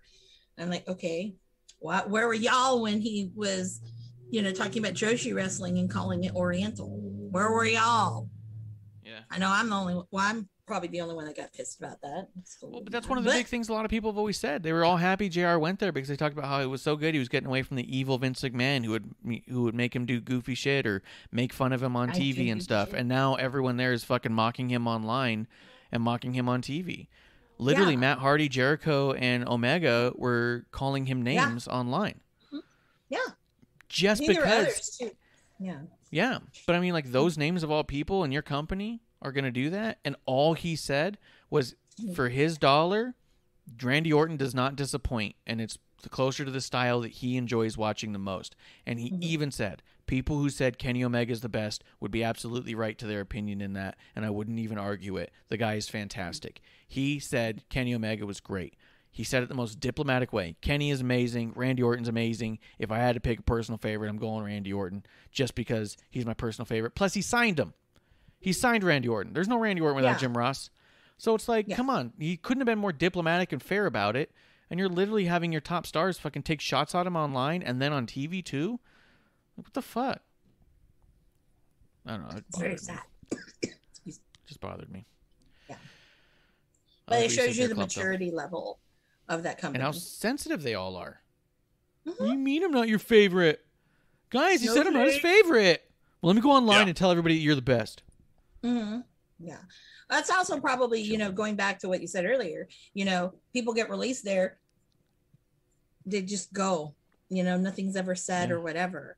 So it's like, okay, manners, there's just something wrong with that. And it seems like it's okay. It's like you're basically saying that it's okay to be bratty, but then they'll go get on someone like a Janela's case who might be vocal about something. And what happens, he's fucking benched for a little bit. So it's a I don't bullshit. know. Win some, you lose some. Let's move it along. I like what you said there, Klump. The Battle Royal happened. The only thing I had of note there is Leo Rush was their big surprise, their huge surprise that they were hinting at, and wait till you'll see. And Tony Khan even said, Double or Nothing is going to mark a new era for us. There's going to be a lot of big signings. And we got Leo Rush, and he was out of the Battle Royal in less than 2 minutes. Yep. And he's not even signed with the company. He's not signed. Nope. Did not sign. He just showed up. No. Look at Tony Khan. That doesn't make sense. They use a lot of people they don't sign. Half the people you see on their TV are not signed to them. I know, because I know Thunder Rosa's not. Yeah. I can't stand that shit. Like, I get it. It's cool that these guys are getting a quick payday. But also, like, these people are not protected. These fucking one-match contracts and these handshake deals don't protect them when they get injured. And I was reading about one dude who got hurt, and they wouldn't cover his medical bills because he wasn't one of their talent. He was just a dude who came in and got hurt. It's like, all right, we'll fucking go take care of it, and maybe we'll put you in a match when you're back on YouTube. Like, it's fucking bullshit. Like, you guys want to talk about how everyone was talking about how AEW is going to revolutionize the business, give every wrestler health care. Pay and coverage is a huge part. Sorry. That just infuriates the shit out of me because, like we heard time and again that they're going to change the business, and they've talked openly about coverage and care in their opening press conference. They talked about insurance and all this shit for their employees, and fucking using unsigned talent. I'm surprised, given how much heat WWE gets thrown at them. Why aren't we having conversations about how these independent contractors are going in unsigned to the show to get hurt? That's bullshit to me. Yeah, 100%. And at the end of the day, they're misleading everyone because they kept talking about how there's going to be healthcare, and there is healthcare for the EVPs because they're employees and not independent contractors. Every other talent, there's an independent contractor. Where's fucking John Oliver's special about AEW and the amount of injuries that they've had? If he wants to fucking shit all over WWE, which is fine, shit on them. I don't care. I don't make money from them. Well, I guess kind of. But shit on everyone. So true. Yeah, shit on so everybody. True. Why don't you put another thing saying, hey, we're having a whole new uprising of wrestling. It's getting big. We have a whole company that's foundational press conference was about healthcare and unionization, and here we are 2 years in, and we have none of that. Yes. And they've got more injuries per episode than any other company. Oh, I know. You just get it. Yeah. It's like, why don't you fucking bring that up, John Oliver? Because maybe it's real fucking cool to hate WWE. Maybe that's why. Maybe. Takes in the chat again? No, he's not. Oh, yeah, there he is. He changed it to purple. What happened? How do you go purple? He said, Forbidden Door is open, baby. So open, they kicked them right out. Boop. But Leo Rush did show up. He was thrown right out. He's not signed. He had like two flubs. Why is it everyone who shows up for Battle Royal is surprised, like has a huge flub on the ropes? Like they try so hard to do something cool and they mess it up right away. I don't know. Like, because he fell on his ass. I don't know. Personally, I liked my two choices that I had. I did not say it on episode 1, but my 2 choices, I said it on Twitter. Either I wanted to see Marty come out because the time is right, and especially because he posted a picture of himself on Instagram with train tracks. And it was like, it was, I don't know, maybe I read way too much into it. I don't know. But that was my one. And then the other was, hey, maybe Ricky's faking an injury and he's coming in and he's going to win the, no. But I will say that I'm very happy with who won the belt. Extremely happy. So kudos to fucking Jungle Boy. I mean, oh my God, I was like in tears. And the only reason why people are probably like, why is this bitch crying? Because like I've seen him for years when he was in the Indies, like All Pro Wrestling, APW, shout out to them in San Francisco. They were like his second home. He trained up here with them, and it was really cute. He had a little fan base, and I really hope, I hadn't seen his little fangirls in like a long time, but I really hope they're still out there. It was so cute. I was like, oh my God, this kid's got like a little harem of like fangirls. They were really cute, like Goo Goo Gaga. And I hope they're still around. So I was actually very, very excited for him. I'm like, Jack's doing amazing things. It was great to see some of, other people that he's, wrestled with it, giving him congrats, like Jake Atlas and, and so on. So I was very excited. So will something become of that? I would love for him to be the TNT champion, because I think that it kind of gives him a different shine, the shine that he really needs to have. He needs to go away from the dinosaur. He needs to go away from Marco Stunt. He needs to do it on his own, because he is a fantastic wrestler. Fan-fucking-tastic. And it's they should do that. I know you got Tarzan Boy. It's great. I know everyone's like, oh my God, best thing since sliced bread. But you know what? For someone like me, people at PWG, been there, done that. It's great. So, but my question is, I don't want the dinosaur. He's the number 1 contender for the world title. He's not the number 1 contender for the TNT title. Oh, that's right. Okay, sorry. So here's my question. It was all very nice, everything you said. I liked it. That's just it. Is he beating Omega? I think the one that's going to beat Omega is going to be Paige, Hangman Page. Maybe. But if you give Jungle Boy... Because Jungle Boy had a shot against Jericho, didn't he? Or was it Moxley? And he had a shot at the TNT title once. It feels like they do this every few months or so. They give you a token victory for Jungle Boy, so you think they're giving him the big push, and then he's done. This feels like a real token win. At first, I was like, oh, that's so dope. That's smart. They got Jungle Boy. And then I went, wait, for what? What does it matter if he's not believably going towards the champion? If he goes and has a match against Omega, no one for a second thinks he's going to do it. Oh, no, absolutely not. No. But all their fans during the match be like, I thought he was going to do it. Right, when he loses. Come on. I'm a realist. Klump. Oh, by the way, people, if anyone sees a Jungle Boy out there, the figure, let a sister know, because I have a nice Dylan McKay that is waiting for his son to sit right by him. So please let me know. Klump, what do you think about all this? I'm happy Jungle Boy won it.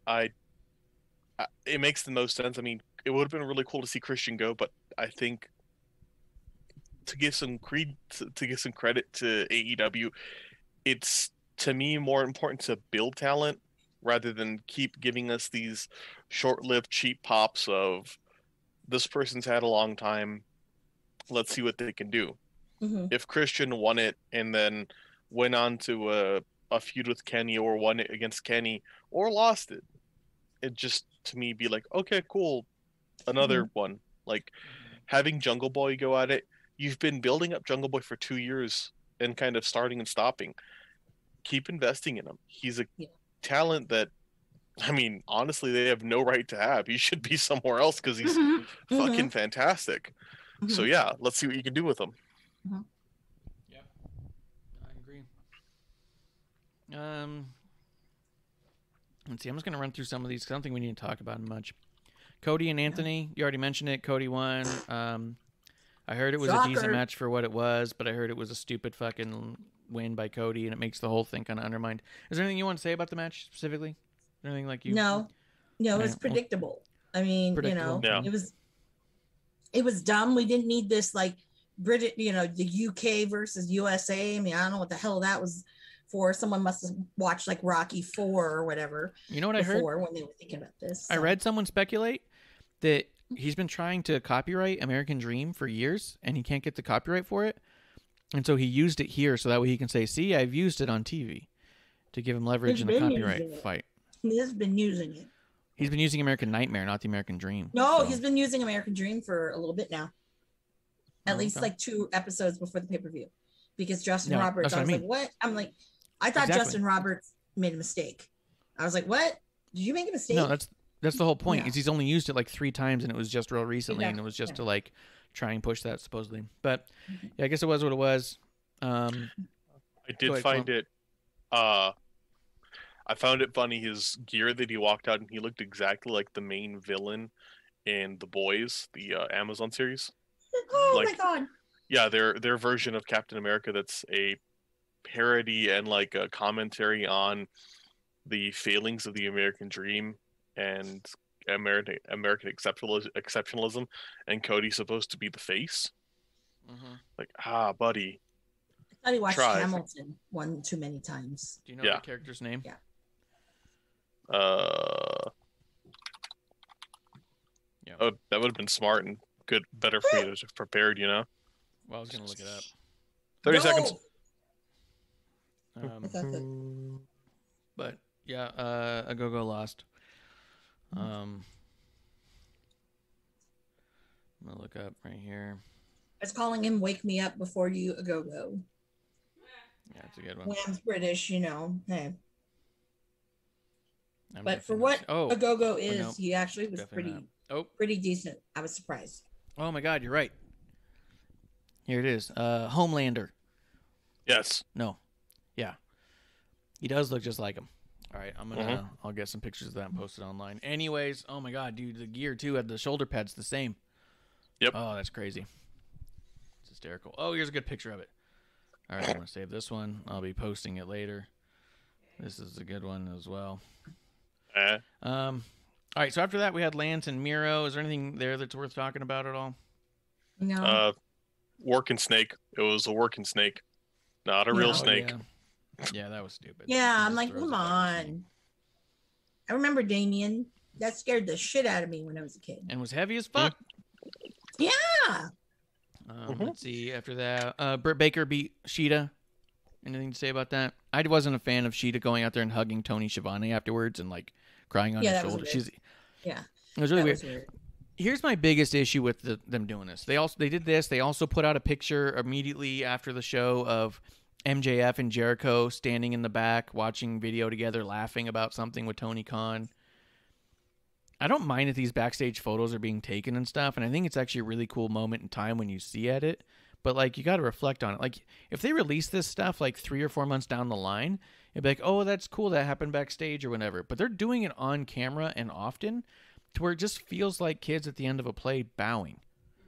Like after every match being like, thank you, acting.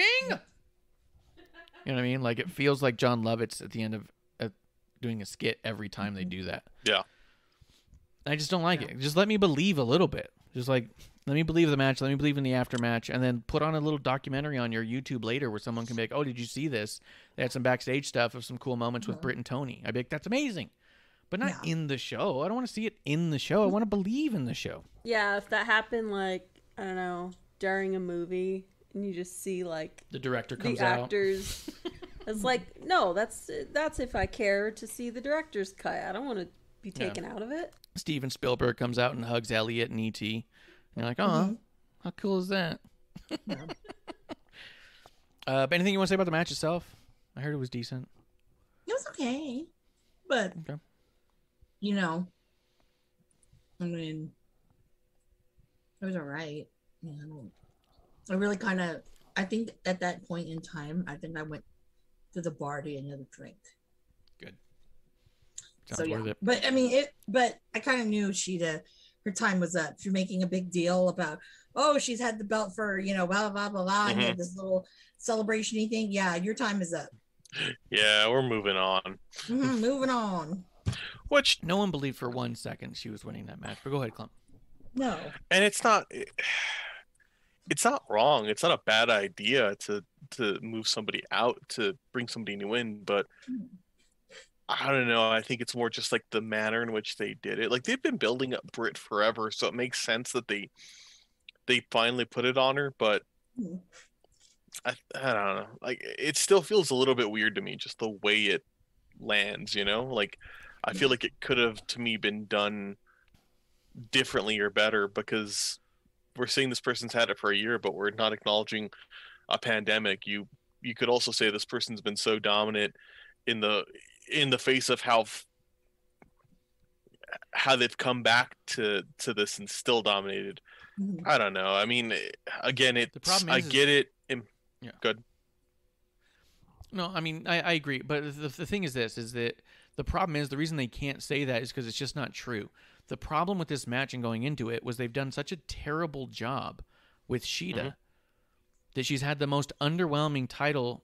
Like, that title's meant fucking nothing for almost 2 years. And that is the fault of Tony by not booking it in even a remotely interesting way. The most interesting belt they have on the women's division is the NWA title, because he's done such a shit job of promoting his own talent that Thunder Rosa doesn't give him a choice and promotes herself. You know, like, and the idea that they've been building Britt, no, they haven't. They built her years ago. She was the first woman they signed. She goes out there, goes to the press conference, and they basically say, as soon as we get the right chance, we're going to put the title on her. It was all formality. And they didn't put the title on her immediately just for formality's sake, so they can say that they didn't. The idea of giving Shida that whole celebration was just to try and almost revise backwards booking of her entire championship reign. She had this meaningless, stupid reign where she was in the audience almost every week, if at all. Had very little matches, and almost none of which were memorable. But we want to pat ourselves on the back for not taking the title off of her sooner. That's all it was, hey, you guys should be celebrating her shitty title reign. I mean, it's your fault it was shitty. And it was your fault that going into it, no one thought for a second Britt wasn't taking the title, because it's all like, oh, this is a formality to get the title on Britt, because that's the only woman they've been building for 2 years. Well, I think that all... Yeah. Sorry, go ahead. Oh, I was going to say, the other one was the other woman I think they're building up, which I think she's I think a little bit better in her own way, is Jade Cargill. And who knows what's going to happen with Jade. Yeah. What were you saying, Klump? I was going to say, I think also, like, beyond, it's not just that this title doesn't mean shit. This division doesn't mean shit. Like, you can just be pretty open there. The women's division in AEW is fucking terrible. If it were 10 years ago, yeah, it actually might not be, it wouldn't be a bad division, because we're still in the midst of the divas in WWE. But things have changed so dramatically for women's wrestling that, yeah, like, if it has relevance and stuff like that, it's more that it's the best title reign in a shitty division. But also, yeah, it lies at the feet of Tony Khan. This has been handled poorly. Yeah. I saw someone online, they said that they go, the women's division, AEW's women's division is light years ahead of the WWE women's division across all three brands, and it's not even a debate anymore. And I was like, why don't you just say Britt Baker's your favorite wrestler? Like, because that makes more sense. Who is this person and what crack are they smoking? I have no idea. I fucking muted them immediately. But it's just one of those things where it's all like, it's also fair to say your favorite women's wrestler is Britt Baker, and you're really happy with the way that they've built her and her story. Her story is well done from top to bottom at the end of the day. But hers is the only one in that whole division that is. So if you say the women's division AEW is top notch, that just means Britt Baker's your favorite wrestler. Just say it. Yep. Just say what you mean. All right, let's see. Sting and Darby against Scorpio Sky, Ethan Page. No snow. No snow? No snow. I don't think was there? I don't know. But there's been a couple times when Sting has come out and there's been no snow, but I don't think there was snow. Yeah, there should be snow. I don't know. There should be. Damn it. But if they I heard don't this push, yeah. Go I ahead. heard this match did nothing for Darby. The Sting looked like unbeatable. He didn't sell literally anything at all, and Darby just got his ass kicked the whole match. And then Sting got the pin on Scorpio, so Darby didn't even get the pin. So it just kind of like the whole thing was set to put over Sting, I guess, which is weird because I thought the whole point of Sting was to make other people look good. Like Sting can still be part of the winning team and not be the one who does literally 100% of the work. Yeah. Right? Well, am I wrong on that? No, you're right. I mean, but then if I look at Sting's other match, the cinematic one, the cinematic one was a lot better. You know, I don't know. Maybe it's because, you know, oh, they're getting a little time. I was shocked that Sting took bumps. I know a couple other people were saying that too around the internet. And but I really think that if they don't do something with Ethan Page or Scorpio Sky, then you know what? That's really shitty, because both of those guys are so talented, and you know, it just kind of sucks. It's like, yeah, you know, Scorpio Sky's kind of in that bubble, you know, because of obviously SCU and being in LA and things like that. But at the same time, it's like, well, you know, the guy's good. He's really, really good. I mean, hell, he was with Shibata out at the LA Dojo. When Shibata was over there, he was his like right-hand man over there. Yeah. So like when people like Brody King went there, and like Carl Fredericks, Alex Kaufman, all those guys now. Yeah, there was a lot of great people there, you know, and I know that Scorpio Sky's done a lot for a lot of different indie wrestlers around, and helped them out. So I really think that, you know, he's due for something. So he's due for something. So great. What did you think of the match? It was predictable, and I just was shocked that one, Sting took bumps, and then two, wasn't really shocked that Darby was getting his ass beat everywhere. Yeah.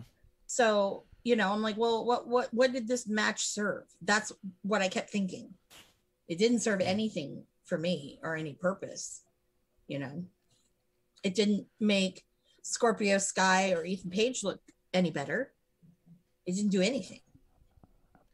Yeah, it was weird. Weird to have Sting just come in there, beat some shit out of some people. Klump, did you have much to say about this one? Do you have anything you thought happened? It's crazy. Cool seeing Sting. Yeah, it's cool seeing Sting go, but I didn't have a lot on it. Again, because I didn't see a lot of it. You know, I'm appreciating what I'm hearing from him. I'm like, okay, I might have, maybe I need to go back and watch some more of this. Mm-hmm. Yeah. Just to see him take bumps. He took a suplex on the ramp, which was crazy, but then he just rolled over and stood back up. He didn't sell it for even 3 seconds. I hate that. Which is crazy. Bullshit. It was nuts. I don't know. I didn't understand it. As I was like watching clips and stuff, and I was watching the group chat where everyone's like, "This is awesome. He's no selling everything." I was like, "Wait, why is that awesome?" You have like 3 out, like outside of Sting, the other 3 people in here all have the capability of going huge places, and Sting's just outshining all of them. And like, why? You know what I mean? Like, it's not making anybody look good. But let's see. There was the triple threat and the Stadium Stampede. Was there anything? I mean, I thought the triple threat stuff was all predictable. No one thought Kenny wasn't winning, right? Yeah, no. Yeah.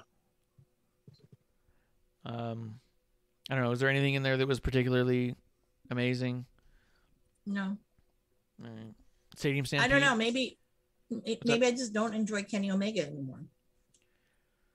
I think he's definitely different in America for whatever reason. Just what they're doing with him is just really not what we grew up with in New Japan. It's if this is his final evolution, I'm not a fan of it. Yeah. Neither am I. Yeah. I'll co-sign that. I'm in. The Stadium Stampede. I don't have a lot to say here. I'll say a couple things, and then I want you to think about it. Amanda, Jericho said in an interview this took them 4 days to film, that it was filmed in segments, and I hear that was kind of obvious. I didn't like their big old curtain call at the end where they came out, said some stuff, and bowed to the audience. looking completely fine, like they weren't in a fight at all and just having a good time. And Mhm. Jericho saying, "Oh, I can't stop smiling. I'm having such a good time." But when you also take into account that he was only actually moving for a short period of time, I didn't like that he was cleared to wrestle with a clearly injured arm that was wrapped up like crazy because he's obviously working actually injured, and that's not cool to me. And I didn't like the entrance where they were rappelling off of that big sign. I thought that was unnecessary and wasn't a fan of it. Didn't care for it. But that was everything I thought about it, because the little bits I saw, the clips I saw, I was glad I didn't watch it. I didn't like Stadium Stampede last year. I don't like anything I saw of it this year. Amanda, was this a diamond in the rough? Was it actually pretty good? No.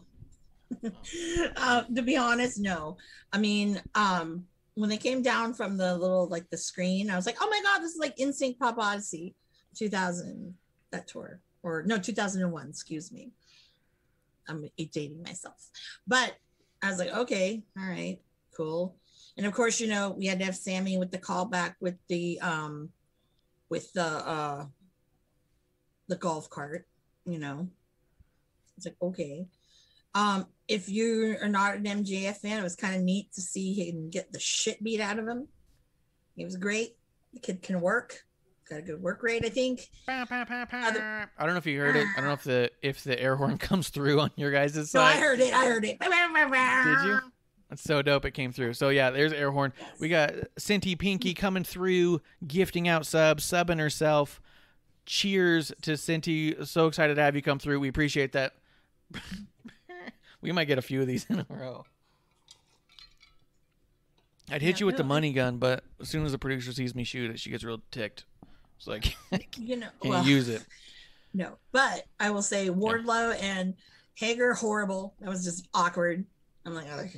But I will say that Santana and Ortiz, it was nice to see Conan have a little guest appearance on the turntables and the little thing that they did with FTR. Yeah. I'd like to see more FTR versus Santana and Ortiz. So it's nice to see LAX back together. Nope. And the end was dumb. The end was bad. Yeah. Klump, is there anything that happened here that you're aware of that you thought much of? Not that I'm really aware of. I can't really throw anything to it. Yeah. Yeah. Sorry, guys. I saw a little clip with Sean Spears, and I was like, that's stupid. But, he's awful. I know. That's your friend.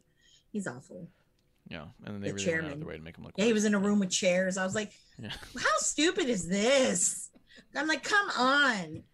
This is dumb. Just like, you know, like you should just have him, like, I don't know, he should have been sitting on the 10-yard line with like 10, you know, I don't know, footballs or something, you know? Yeah. I don't know what would have been worse. The chairs were pretty bad.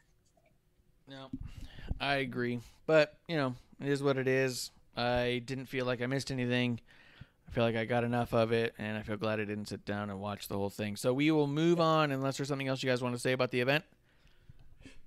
Keep going. Yeah. If you paid for it, I'm sorry. That's a good point, too. Let's talk NXT. Let's see. I mean, this one had some long matches, so it might not take all that long to do, but NXT. It did open up. Did you get to watch NXT, Klump? Yeah, so USA, you can watch it live on the app, but you cannot watch it next day, which is frustrating. So I had to watch it through Hulu, so I got the hour version. But I got the major matches. Yeah. There is a USA app that you can usually get and it didn't show it shows at a certain time. I think you're right. I think it's like 6 p.m. the next day or something weird. It's been so buggy on both the Apple TV and on the Amazon Fire Stick, and I think that's because of Peacock. I honestly think because the Sci-Fi app was also kind of like this. I think that they're transitioning their stuff to the Peacock app, and they've just kind of stopped making it work well. So I can like watch it live, but when I'm like, cool, let's watch yesterday's show, it just crashes out.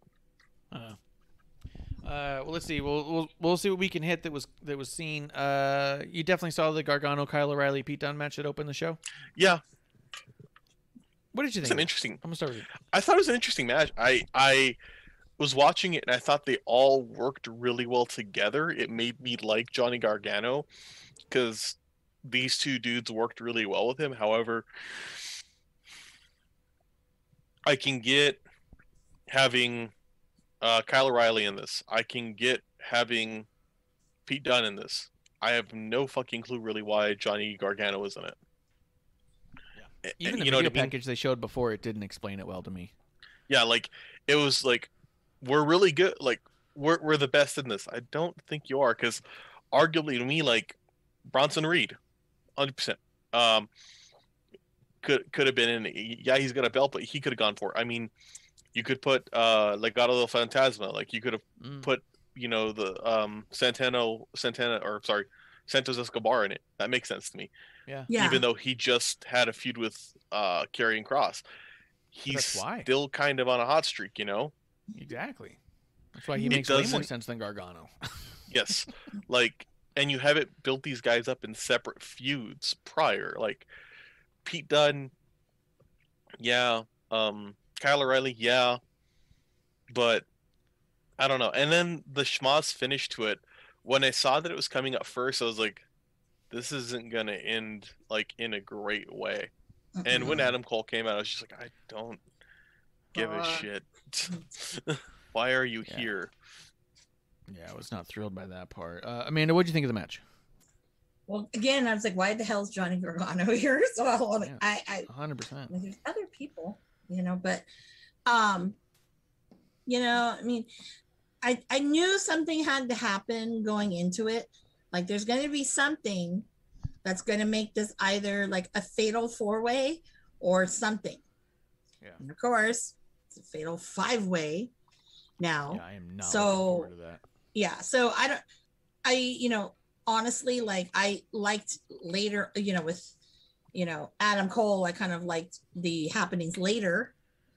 But I thought, it was interesting. Do I want to see that match?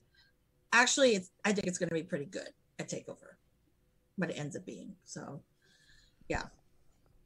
I don't think it's a takeover. I think it's just a relabeled no, it is Wednesday takeover night. In Your House?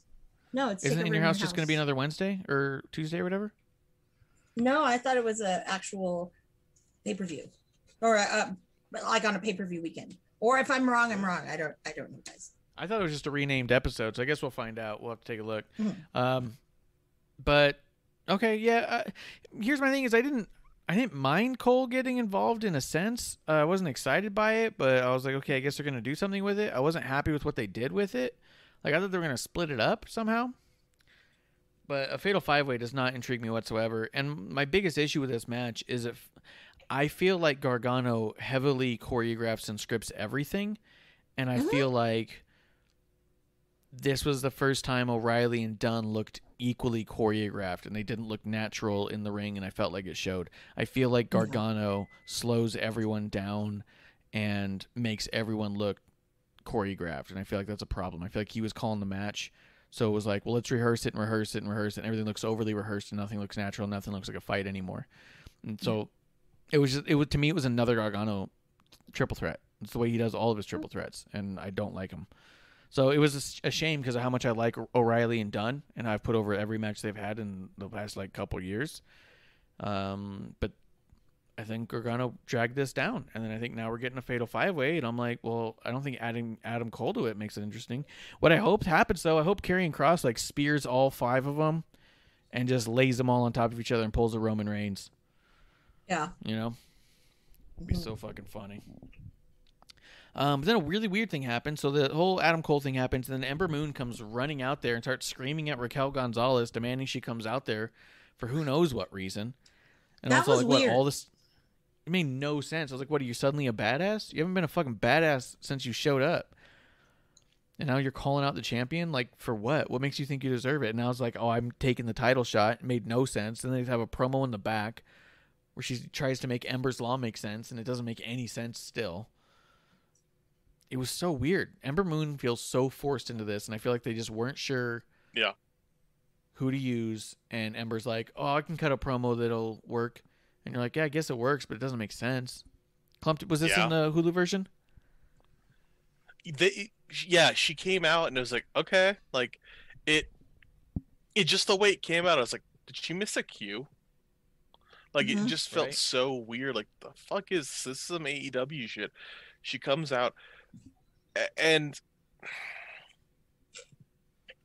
I love Ember Moon. Yeah. But her coming out like this, it just didn't land to me like the way they were trying. It didn't seem tough. It didn't seem like a I'm gonna fuck you up, kick your ass kind of thing. Yeah. Yeah. I felt the same. Yeah, it was weird. It felt weird to me. Sorry, I'm off base saying that. It just felt like whiny. And I agree with you. I love Ember Moon. We've been really excited to have her back. But this was weird and out of place. I was like, wait, what? And then the way she was yelling at Raquel, and I'm holding up this show hostage until it was like, for what? And when were you this kind of like? It felt Where'd you so come weird. from? Yeah.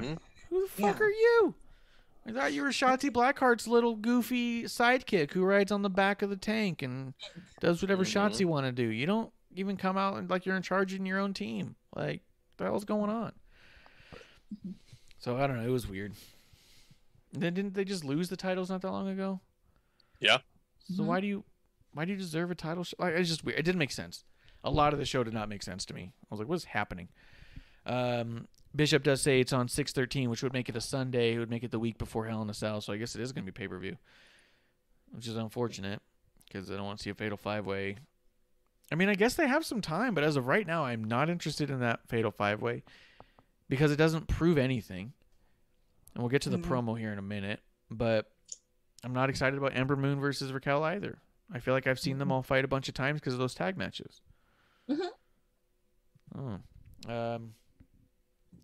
After that, though, we did get a pretty great segment here for both Pride Month and for Amanda Jane. We had LA Knight coming out, cutting a promo, talking about how he's a $1 million man type, and he gets into a match with Jake Atlas.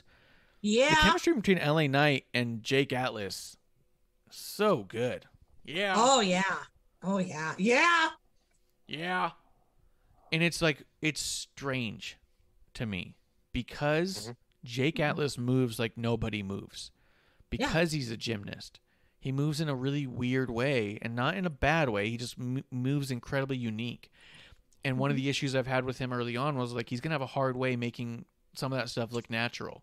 Because it's not a natural way to move to begin with. But he does make it natural. He does sometimes. Sometimes it's forced to get into that position so he can do his crazy maneuvering because he moves really crazily, right? So a lot of people don't know how to get into that position that he needs you to be in. So I will say it's like half and half a lot of times. But in this match, LA Knight did everything to make sure he was in the right spots no matter how weird it was. And it made it all look natural and fluid, and it was fantastic. Their chemistry together is perfect. They get each other. It was dope. So cool to see. Yeah. I don't think that was their first rodeo. No. Yeah, no. Don't think it was. But I think also with that style, there's very few people. I think all the matches he's had, the series right before he was signed and Jungle Boy was signed, those series of matches that they have had, I think there were 4 total maybe. Those were just incredible because every time it wound up. I think the last one they did at Bull, that one was, I don't think it was as good as the other ones, but Atlas he's a really talented guy, and the LA Knight match made him really look like a star. I mean, they both look so great. Yeah. And I wasn't trying to say he's not talented. I'm saying he absolutely is talented. I don't know that other people know. You know what I mean? Because for him to be able to do the crazy moves that he does so well and fluidly is going to be something that the other person's never been a part of. So it's like, it's just tough to make it come off natural. Like to have that ricochet effect of how he uses his momentum to get places in weird ways. Yeah. I was like, so I think there's been some matches with Jake Atlas where I was like, okay, well, they went out of their way to make sure that worked. And it worked, but it was like, it could be done smoother, but I don't know how, right? This was one of those ones where it's all like, yeah, nope. This is 100% how these two type of people fight. This is dope. Yeah. Was this match in there for you, Klump? I liked it. I thought it was decent. The Jake Atlas match? Yeah. No, it was not in there. He was not in there. And Jake Atlas got the win. I know. Yeah. It's a shame, dude. That's a total shame. Yeah, I'm sorry. I was like, wait, no. Yeah. I thought we were talking about the tag match. Like, nope. This. Yeah. Sorry. No, we'll get there. But yeah, LA Knight and Jake Atlas. I think you would like it if you ever get around to it. But I'm sure we'll see it again. I love his pandering to the to Ted DiBiase. I thought it was great. Like, and then Ted walks away with Cameron, and he's like, "No, Ted." Oh yeah, that was the best thing when I saw Cameron Grimes come out. I'm like, "Woo, he's gonna take DiBiase to the moon," and he did. Yeah. Poor LA Knight. So good. What's the line Bishop. he has about the truth or whatever, or That's not an insult. That's just a fact of life. Fact of life. Yep. So that's what I say to you, LA Knight, when Cameron Grimes it's a fact of life. Yeah, that's awesome. I do feel like he forces that sometimes. It's not an insult. It's a fact of life. Sometimes he says something before you're like, well, it didn't sound like an insult. But then he like lays in the other line. Oh, okay, well, fine. He's so snarky. It's great. Yeah. Bishop does say Jake Atlas is never disappointed on TV. Loved his Pete Dunne and Kushida matches as well. Yeah. No, he's had some great stuff. But this is really cool. I know Jake Atlas put out a tweet or an Instagram post or something about how important it was for him to win on the first day of Pride Month. It meant an awful lot to him and to, I guess, his community he's representing. But I just thought that was cool. And, like, who better? Who better than with LA Knight? So, really dope. Yeah. I hope, if I'm wrong and he already has one, then, cool. But I hope that they have a Pride Month shirt for Jake, and cool. Proceeds go to whomever. Because I know on the Indies he did have he had a Pride shirt as well that he had sold. It's like one of my favorites, and I blinked it too because it's rainbow. It was pretty. So. Yeah. Let's see. I really liked LA Knight crying. Let's see. After that, so Karrion Kross comes out and says he wants to defend his NXT Championship against everybody. And then Adam Cole comes out. And Adam Cole fucking cuts this promo. Was this promo in the Hulu version, Klump? No, did not see the Adam Cole promo. Oh my God. Yeah, it was basically 3 matches. Wow. And so you didn't see Adam Cole in the ring with Karrion Kross? No, yeah, that I did see, yes. Where he came out, threw the cup of water at them, and just looked like a petulant child. Yeah, I was really annoyed with it. I liked Karrion Kross. Karrion Kross could talk. Karrion Kross looked super intense. Adam Cole, I want to dislike it, but I also feel like as a positive, it fits his character so well to have done what he did. Right. He is not somebody who backs it up by fighting somebody way bigger than him. He is a petulant kid. Yes. But he does it better than the Young Bucks do. So him throwing water and standing up like, okay, I like this. This makes sense. I don't like you, but I feel it like in a different than like, okay, get the fuck off my TV screen. I think so. It made sense to me. I liked Karrion Kross. I think he's all there. He's on the mic. He's confident in the ring. He didn't look like an idiot, which was great. That's my view of it. Yeah, I agree. With Adam Cole, I get real like HBK vibes, like early DX, like that kind of time frame of I'm protected. I can say and do whatever I want because the boss likes me. And so when he said shit like, I don't lay down for anyone, and when he would make those fucking comments alluding to rumors that were going around backstage and stuff that would piss off the other talent and that would get them like little fines from USA, that he would do it with this attitude of, well, I can get away with it because Vince would never fire me. You know what I mean? And I feel like that's the attitude I'm getting from Adam Cole. And I'll be honest, back then, I did not like HBK. I hated him at that point because I was like, this fucking asshole. I'm getting that feeling from Adam Cole, and I think he's supposed to be the babyface in this. But I feel like he's an asshole who's just doing whatever he wants and saying. But I got that intensity from Kross. Totally. I was all like, dude, Kross might actually beat the shit out of Adam Cole because Adam Cole thinks he can get away with this. And I don't know that Kross is going to put up with that. You know what I mean? Which is really what I felt like. Man, you know. Yeah. Go ahead, Amanda. Yeah, it was a size. Well, for me, it was that size difference, and you could tell like Cross just was like, I'm going to just fucking punch this dude and have him go flying across the room. Yeah. It was so intense. I mean, it made it great, and I think Scarlett too, with how she kind of was carrying herself in the background, too, kind of added to that intensity as well. I think. I mean, she always is often forgotten, I think, but I think she added to it as well. Man. Adam Cole, I'm like, boy, yeah, you're kind of a little a dick, but you made your point come across. And I don't think I've seen Adam Cole like this in a while, where it's like something that's enjoyable to hear him with the microphone rather than, okay, same old shit. Even though, yes, this is same old shit, but the way he had kind of presented it, and to Cross the way he presented it to him too, I think was pretty phenomenal. Yeah. So set up a lot of really cool shit. I'd rather personally, if I don't care for the 5-way, I'd really rather see him and Cross, but I have a feeling we're going to get that at some point. I kind of hoped in the beginning of the match, Cross just like legit super power bombs Adam Cole, and he's just out of the match the rest of the match. Like, just like wrecks him right away. Let him do that to Gargano. Pinky says bling everything. She also says that she liked the that's not an insult, that's just a fact of life. She like, yeah, LA Knight's good. But yeah, I don't know. There was a lot of people online saying that Adam Cole absolutely destroyed Karrion Kross in this promo, made Adam Kross look foolish.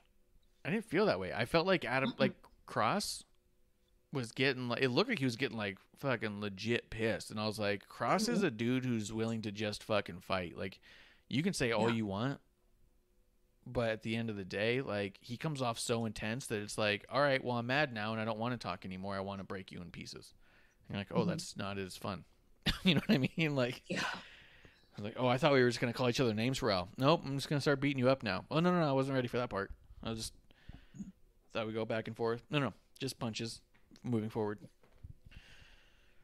He's legit scary, Kross. Yes, you can be legit super scary. Let's see. After that, we had Kushida versus Carmelo Hayes, which it was Carmelo Hayes' debut match. And how good was this? Was it on Hulu version, Klump? Yes, that was there, and yes, he looked great. And I didn't know that Kushida needed to give him that much, you know. But like, it would have been okay if it was a squash. But I appreciated what they did there, and I think it worked because I think that Kushida has done very little squash matches to begin with. He doesn't come out like the type of dude who's just so strong he can crush a guy real quick, or that he has a single move that just destroys someone. He comes off as somebody who's just that skilled in the ring that he will wear anyone down and beat them. So I feel like it works. Like with Cameron Grimes early on, they established that double kick was just that strong. It just knocked people out. And you're like, oh, if he lands that, he's good as gold. They never established a move like that for Kushida. He would always wrestle someone down and then get a good submission on him. You know what I mean? Yeah. So I feel like that this works. Because I felt the same thing. I was like, wow, that match was way longer than you would have expected for someone's debut against a champion. And yet, Kushida doesn't look like any less of a champion. He looks like he's like, yeah, that's just my style, and you happen to be really good. You know what I mean? Amanda? I agree with that. Yeah, that's why I loved it. I think Kushida's so good, man. Everything he does is just incredible at this point. Amanda, anything on this match?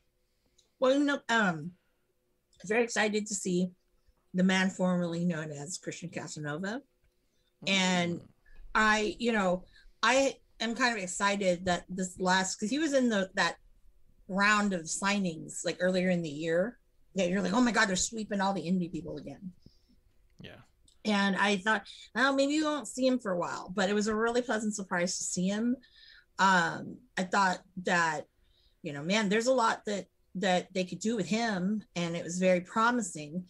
And, with Kushida, Kushida sometimes, has this ability, I think, to really make a lot of people like it works in some weird way. I don't know why, don't know how, but it just kind of it just works. It flows really, really well. I don't think I've ever really seen a match with someone where it was kind of awkward or anything like that, because it just flows. I don't know if it's just because of his style or if it's that connection that he has with who he's wrestling with, and they always end up seeming to bond. But I mean, it was really good, and I hope we get to see more of what's his name, something Hayes. Something Hayes. Carmelo Hayes. Carmelo Hayes. Yeah. I hope we get to see more of him. Real quick, cheers to Leah Moonlight flying through real quick. It looks like she's streaming tonight too. She's a good follow if anybody does on Twitch. Leah Moonlight. Thank you for coming through. We appreciate it. Lurk all you like. Cheers. But let's see. Leah Moonlight started streaming stuff? They did. Yeah, they stream mostly games. Oh, any like, are they going through a specific game right now? Or do they just do right now games all the it's time? Remnant. They do Final Fantasy, Remnant. They'll do Kingdom Hearts. They do a lot. They do a lot of just kind of JRPGs. Awesome. So give her a follow, guys. Leah Moonlight, Lea Moonlight. Great content. And a friend of the show. So cheers. Let's see. And anybody wants to ever join the chat, derail the show, we like to put you over. Since January she's been doing Remnant. Twitch.tv/Wrestling on the Rocks. You can come through the show while we're doing it live. Also on our Twitter at WOTR the show. We go live there too, and you can chat through there as well. But let's see. So I agree with all that. And I think Kushida's fantastic. And I was really impressed by Carmelo, so I'm happy to see. Well, not Carmelo. What is it? Yeah, it is Carmelo. That's going to be a problem. He can't go to SmackDown. You can't have Carmelo and Carmella. Yeah, no. That's going to be a problem down the line. But we'll see how it goes. Yeah. He'll end up being just Hayes. They're going to just make it Hayes or Mello. No, they can't even do Mello because she goes by Mella. It's going to be like Car Hayes. After that was Candice LeRae and Indy Hartwell versus Zoe Stark and Zeta Ramir. There was a promo in here somewhere of Xia Li. Was that in the Hulu version? Klump, was it in the Hulu version, the Xia Li stuff? Nope. Oh. Yeah, I'm like, man. Ooh, that's why I stopped doing Hulu. Well, and it's worse than like SmackDown or Raw. SmackDown's like a 90-minute version. Yeah. Or it's actually, I think it's close to full 2 hours. Raw, it's like a 90-minute, which cuts it down a bit. An hour of this, when you have this much extra stuff, kind of sucks. I appreciate them not cutting matches, but yeah, this is a bit. Yeah, they're cutting chunks of stuff out. That's why we stopped watching the Raw Hulu version back when we used to. That's why I bought the Hulu, because Hulu would cut out every tag match and every women's match, and it was like clockwork. Yeah. If it was a tag match or a women's match, it was gone. And you're like, well, they would replay the opening segment. Because, Raw would be like, earlier tonight. And then they would go on to the next segment. They would replay every one of those earlier tonight. So there was one time, I remember specifically, it was a Roman versus Brock thing, where it showed the whole Roman versus Brock battle, like their little brawl they had in the beginning of the show. And then because there was like a tag match, it went back to an earlier in the night. And then it had like one backstage segment. And then it went back to a earlier tonight segment again. And we're like, what is happening? And over half the show was recapping the original part of the show. And I was like, this is awful. They cut out so much. But let's see. Lee Moonlight in the chat real quick says, let's see, Kingdom Hearts, Final Fantasy VII, Hyrule. January is mainly Final Fantasy and Forager, but been playing a bit of everything lately. PS4, PC, and Switch. That's cool. And then Pinky says, does the USA app show the full episodes? And they do. He goes, I don't know where to watch from the UK. Mm-hmm. I got VPN I could use. I guess Pinky's not who I thought they were. Unless someone we used to work with went to the UK, which I guess is possible. But I thought it was somebody I used to work with, but I'm thinking not now. But VPN could... Yeah, it is. They are. Yeah. They moved to the UK. That's so dope. Oh, shit. That's awesome. Yeah, she's like, it's me. All right. Well, that was a huge time zone shift. Yeah. USA Why app are you does up? show the full. What? Yeah. Why are you up? Why aren't you asleep? Like, no, don't. Exactly. No, we are the friend of insomnia. Yes. Shout out to But- Justin, who's been on with us. That's a late Yeah. time. Justin stays on, and he'll stay late and do the show with us, and he's like, I got to be up in like an hour. I'm like, dude, go. But Jesus. and then we had someone in here from Japan for a while, which was cool. But they do show the full episode on USA app, not on the Hulu app. The USA app can be spotty, the audio can freeze, so it's not the most ideal situation, but it's what we've been doing. And the weird thing about the USA app is sometimes it might take a day or two to show up, which is really weird. Now, for me, it's not so bad because if I can, I'm going to watch the show before we go on to like the day of as well. So it's like, all right, well, I'll catch it. And it's usually on by then, especially because NXT's on like Tuesdays now. So it's like I get 2 days to try and catch it anyhow. But yeah, if it's on the next day, then yeah, you can catch it on the USA app. And Peacock still has not updated. Hmm. Yeah. Almost 2 months. It's 2 months now. Yeah, but that's what Peacock does. Peacock is the old network, and the network was always 1 month behind Yeah. Really? on everything except for NXT and NXT UK. So yeah, it was always 1 month exactly. Let's see. Pinky says it's about 5 a.m. here. I'm nocturnal. Oh yeah, she's like a sugar glider. It says yeah, it's 4 a.m. Leah Moonlight's got 4 a.m. where they are. Jeez, man, this is dope. Yeah. They had friends over there playing EU server, and it's +8 for daylight savings. Or unless Leah Moonlight's just saying in general it's 4 a.m. out there. Yeah, they typically play on European servers for their games. Oh. So like they're up usually all night. I'm like, okay, I can't do that. Yeah. Awesome. Well, we appreciate everyone coming through and hanging out, having a drink with us. Cheers to that. Going through them. But yeah, so there was a really cool vignette with Xia Li, and the whole thing was mostly in Chinese, and it was a whole breakdown of Xia Li saying how she's been waiting to get her revenge against Martinez, because Mercedes Martinez is the one who knocked Xia Li out of the Mae Young Classic when she made her debut. It was a pretty cool story they put together there. I was really surprised by it. She was saying she brought dishonor on her family and stuff. Like, it was crazy. I was like, oh, shit. Which made a ton of sense. Yeah. It was great. Yeah, go ahead, man. I mean, shit. It it was made so me good. go back and think. Yeah. I mean, it was so good. Me too. Shout and I out love to that they did it this way. Giancarlo Dietmar. Those guys are doing those vignettes. Yeah, Giancarlo's dope. But yeah, they I thought it was so smart because as soon as she picked Mercedes, I was like, why Mercedes? This doesn't make a ton of sense. And they literally put together a package where she's like, this is exactly why. And you go, that makes a ton of sense. Like, so it's just awesome. It's insane. I have a question.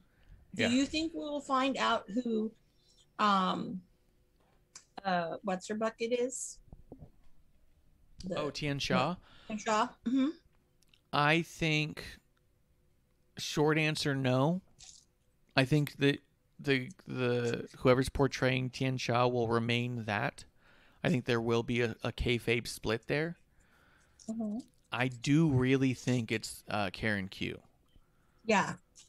I really do. The more I see, like, the more they get little more close-up shots here and there, and the more she's posting online under her own account, and she's looking good, she's looking healthy, she's not in a cast anymore, looks like she's working out again. She's been taking pictures clearly at the Performance Center with Xia Li and stuff. Like, I feel like that it's her, but I don't think they're ever going to give us that confirmation. And I'm glad they don't. They shouldn't. There's no reason to. So we're not going to see her wrestle or anything. I think we will see her wrestle, but I don't think they're going to say Tian Sha, also known as Karen Q. You know what I mean? No. I think that's just who she is, and I think she's going to keep those two accounts separate online, and I think it's dope. I think it's crazy cool. I love stuff like that. This is the exact opposite of what we were just talking about on AEW. Exactly. Lee Moonlight says she pulls all-nighters all the time. Yes. Yeah, dishonor on the family is intense, man. She comes out there with a sword. And there was a Frankie Monet vignette. Not a vignette. She was like reading tweets, positive tweets, and then saying she was going to just that she was just getting started. Mm-hmm. That dog, so cute. Yeah, a little Pomeranian. So I don't like any of the Indy Hartwell, Candice LeRae, Dexter Loomis stuff that they've been doing. Although I do think Candice has been that doing was really weird. Good. It's getting weirder and weirder. Mm-hmm. And more childish. It feels like it's written and acted by children. Yeah. Yes. 80s love ballads. Come on now. Yeah. 100%. I do think Candice was awesome in this match. Candice and Indy against Zoe Stark and Zeta Ramir. Mm-hmm. I thought Candice looked awesome in this match. I thought Zoe and Zeta actually everyone looked good, but I thought that Candice was really doing a lot of work in this. Yeah. Candice really spearheaded that match. Yeah. Mm-hmm. And I think that's what you want out of like people who are, that indie talent that have been around for so long. And I think that's where like going, so like when Candice was training with Johnny and then you're training the AEW kids out in Cleveland. Because actually the product of them is Britt Baker. Is one of their little proteges. So I think that with Candice, she's just amazing. So for her to kind of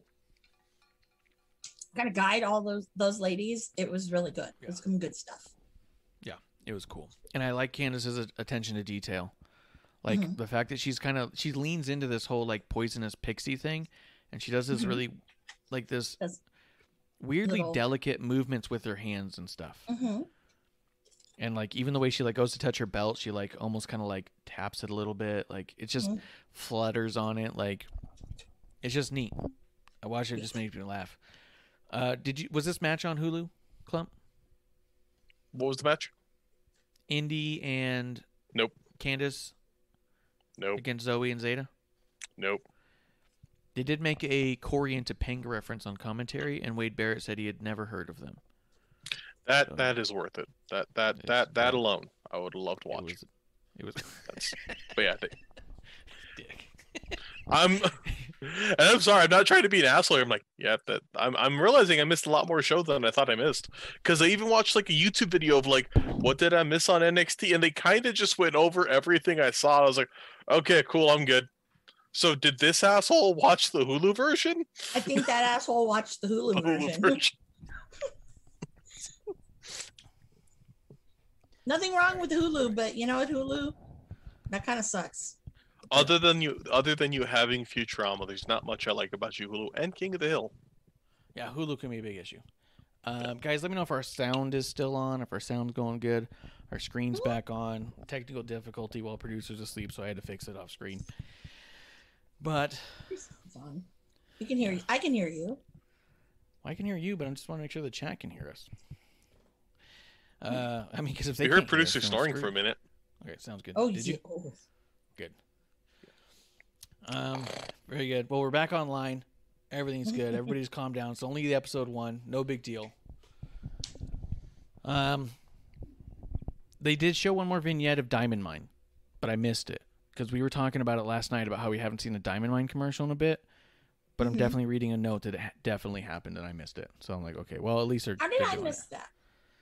I think because it just looks like a commercial. It's easy to not see. Yeah. They do such a good job of making it look like it's a commercial for something that you just kind of go,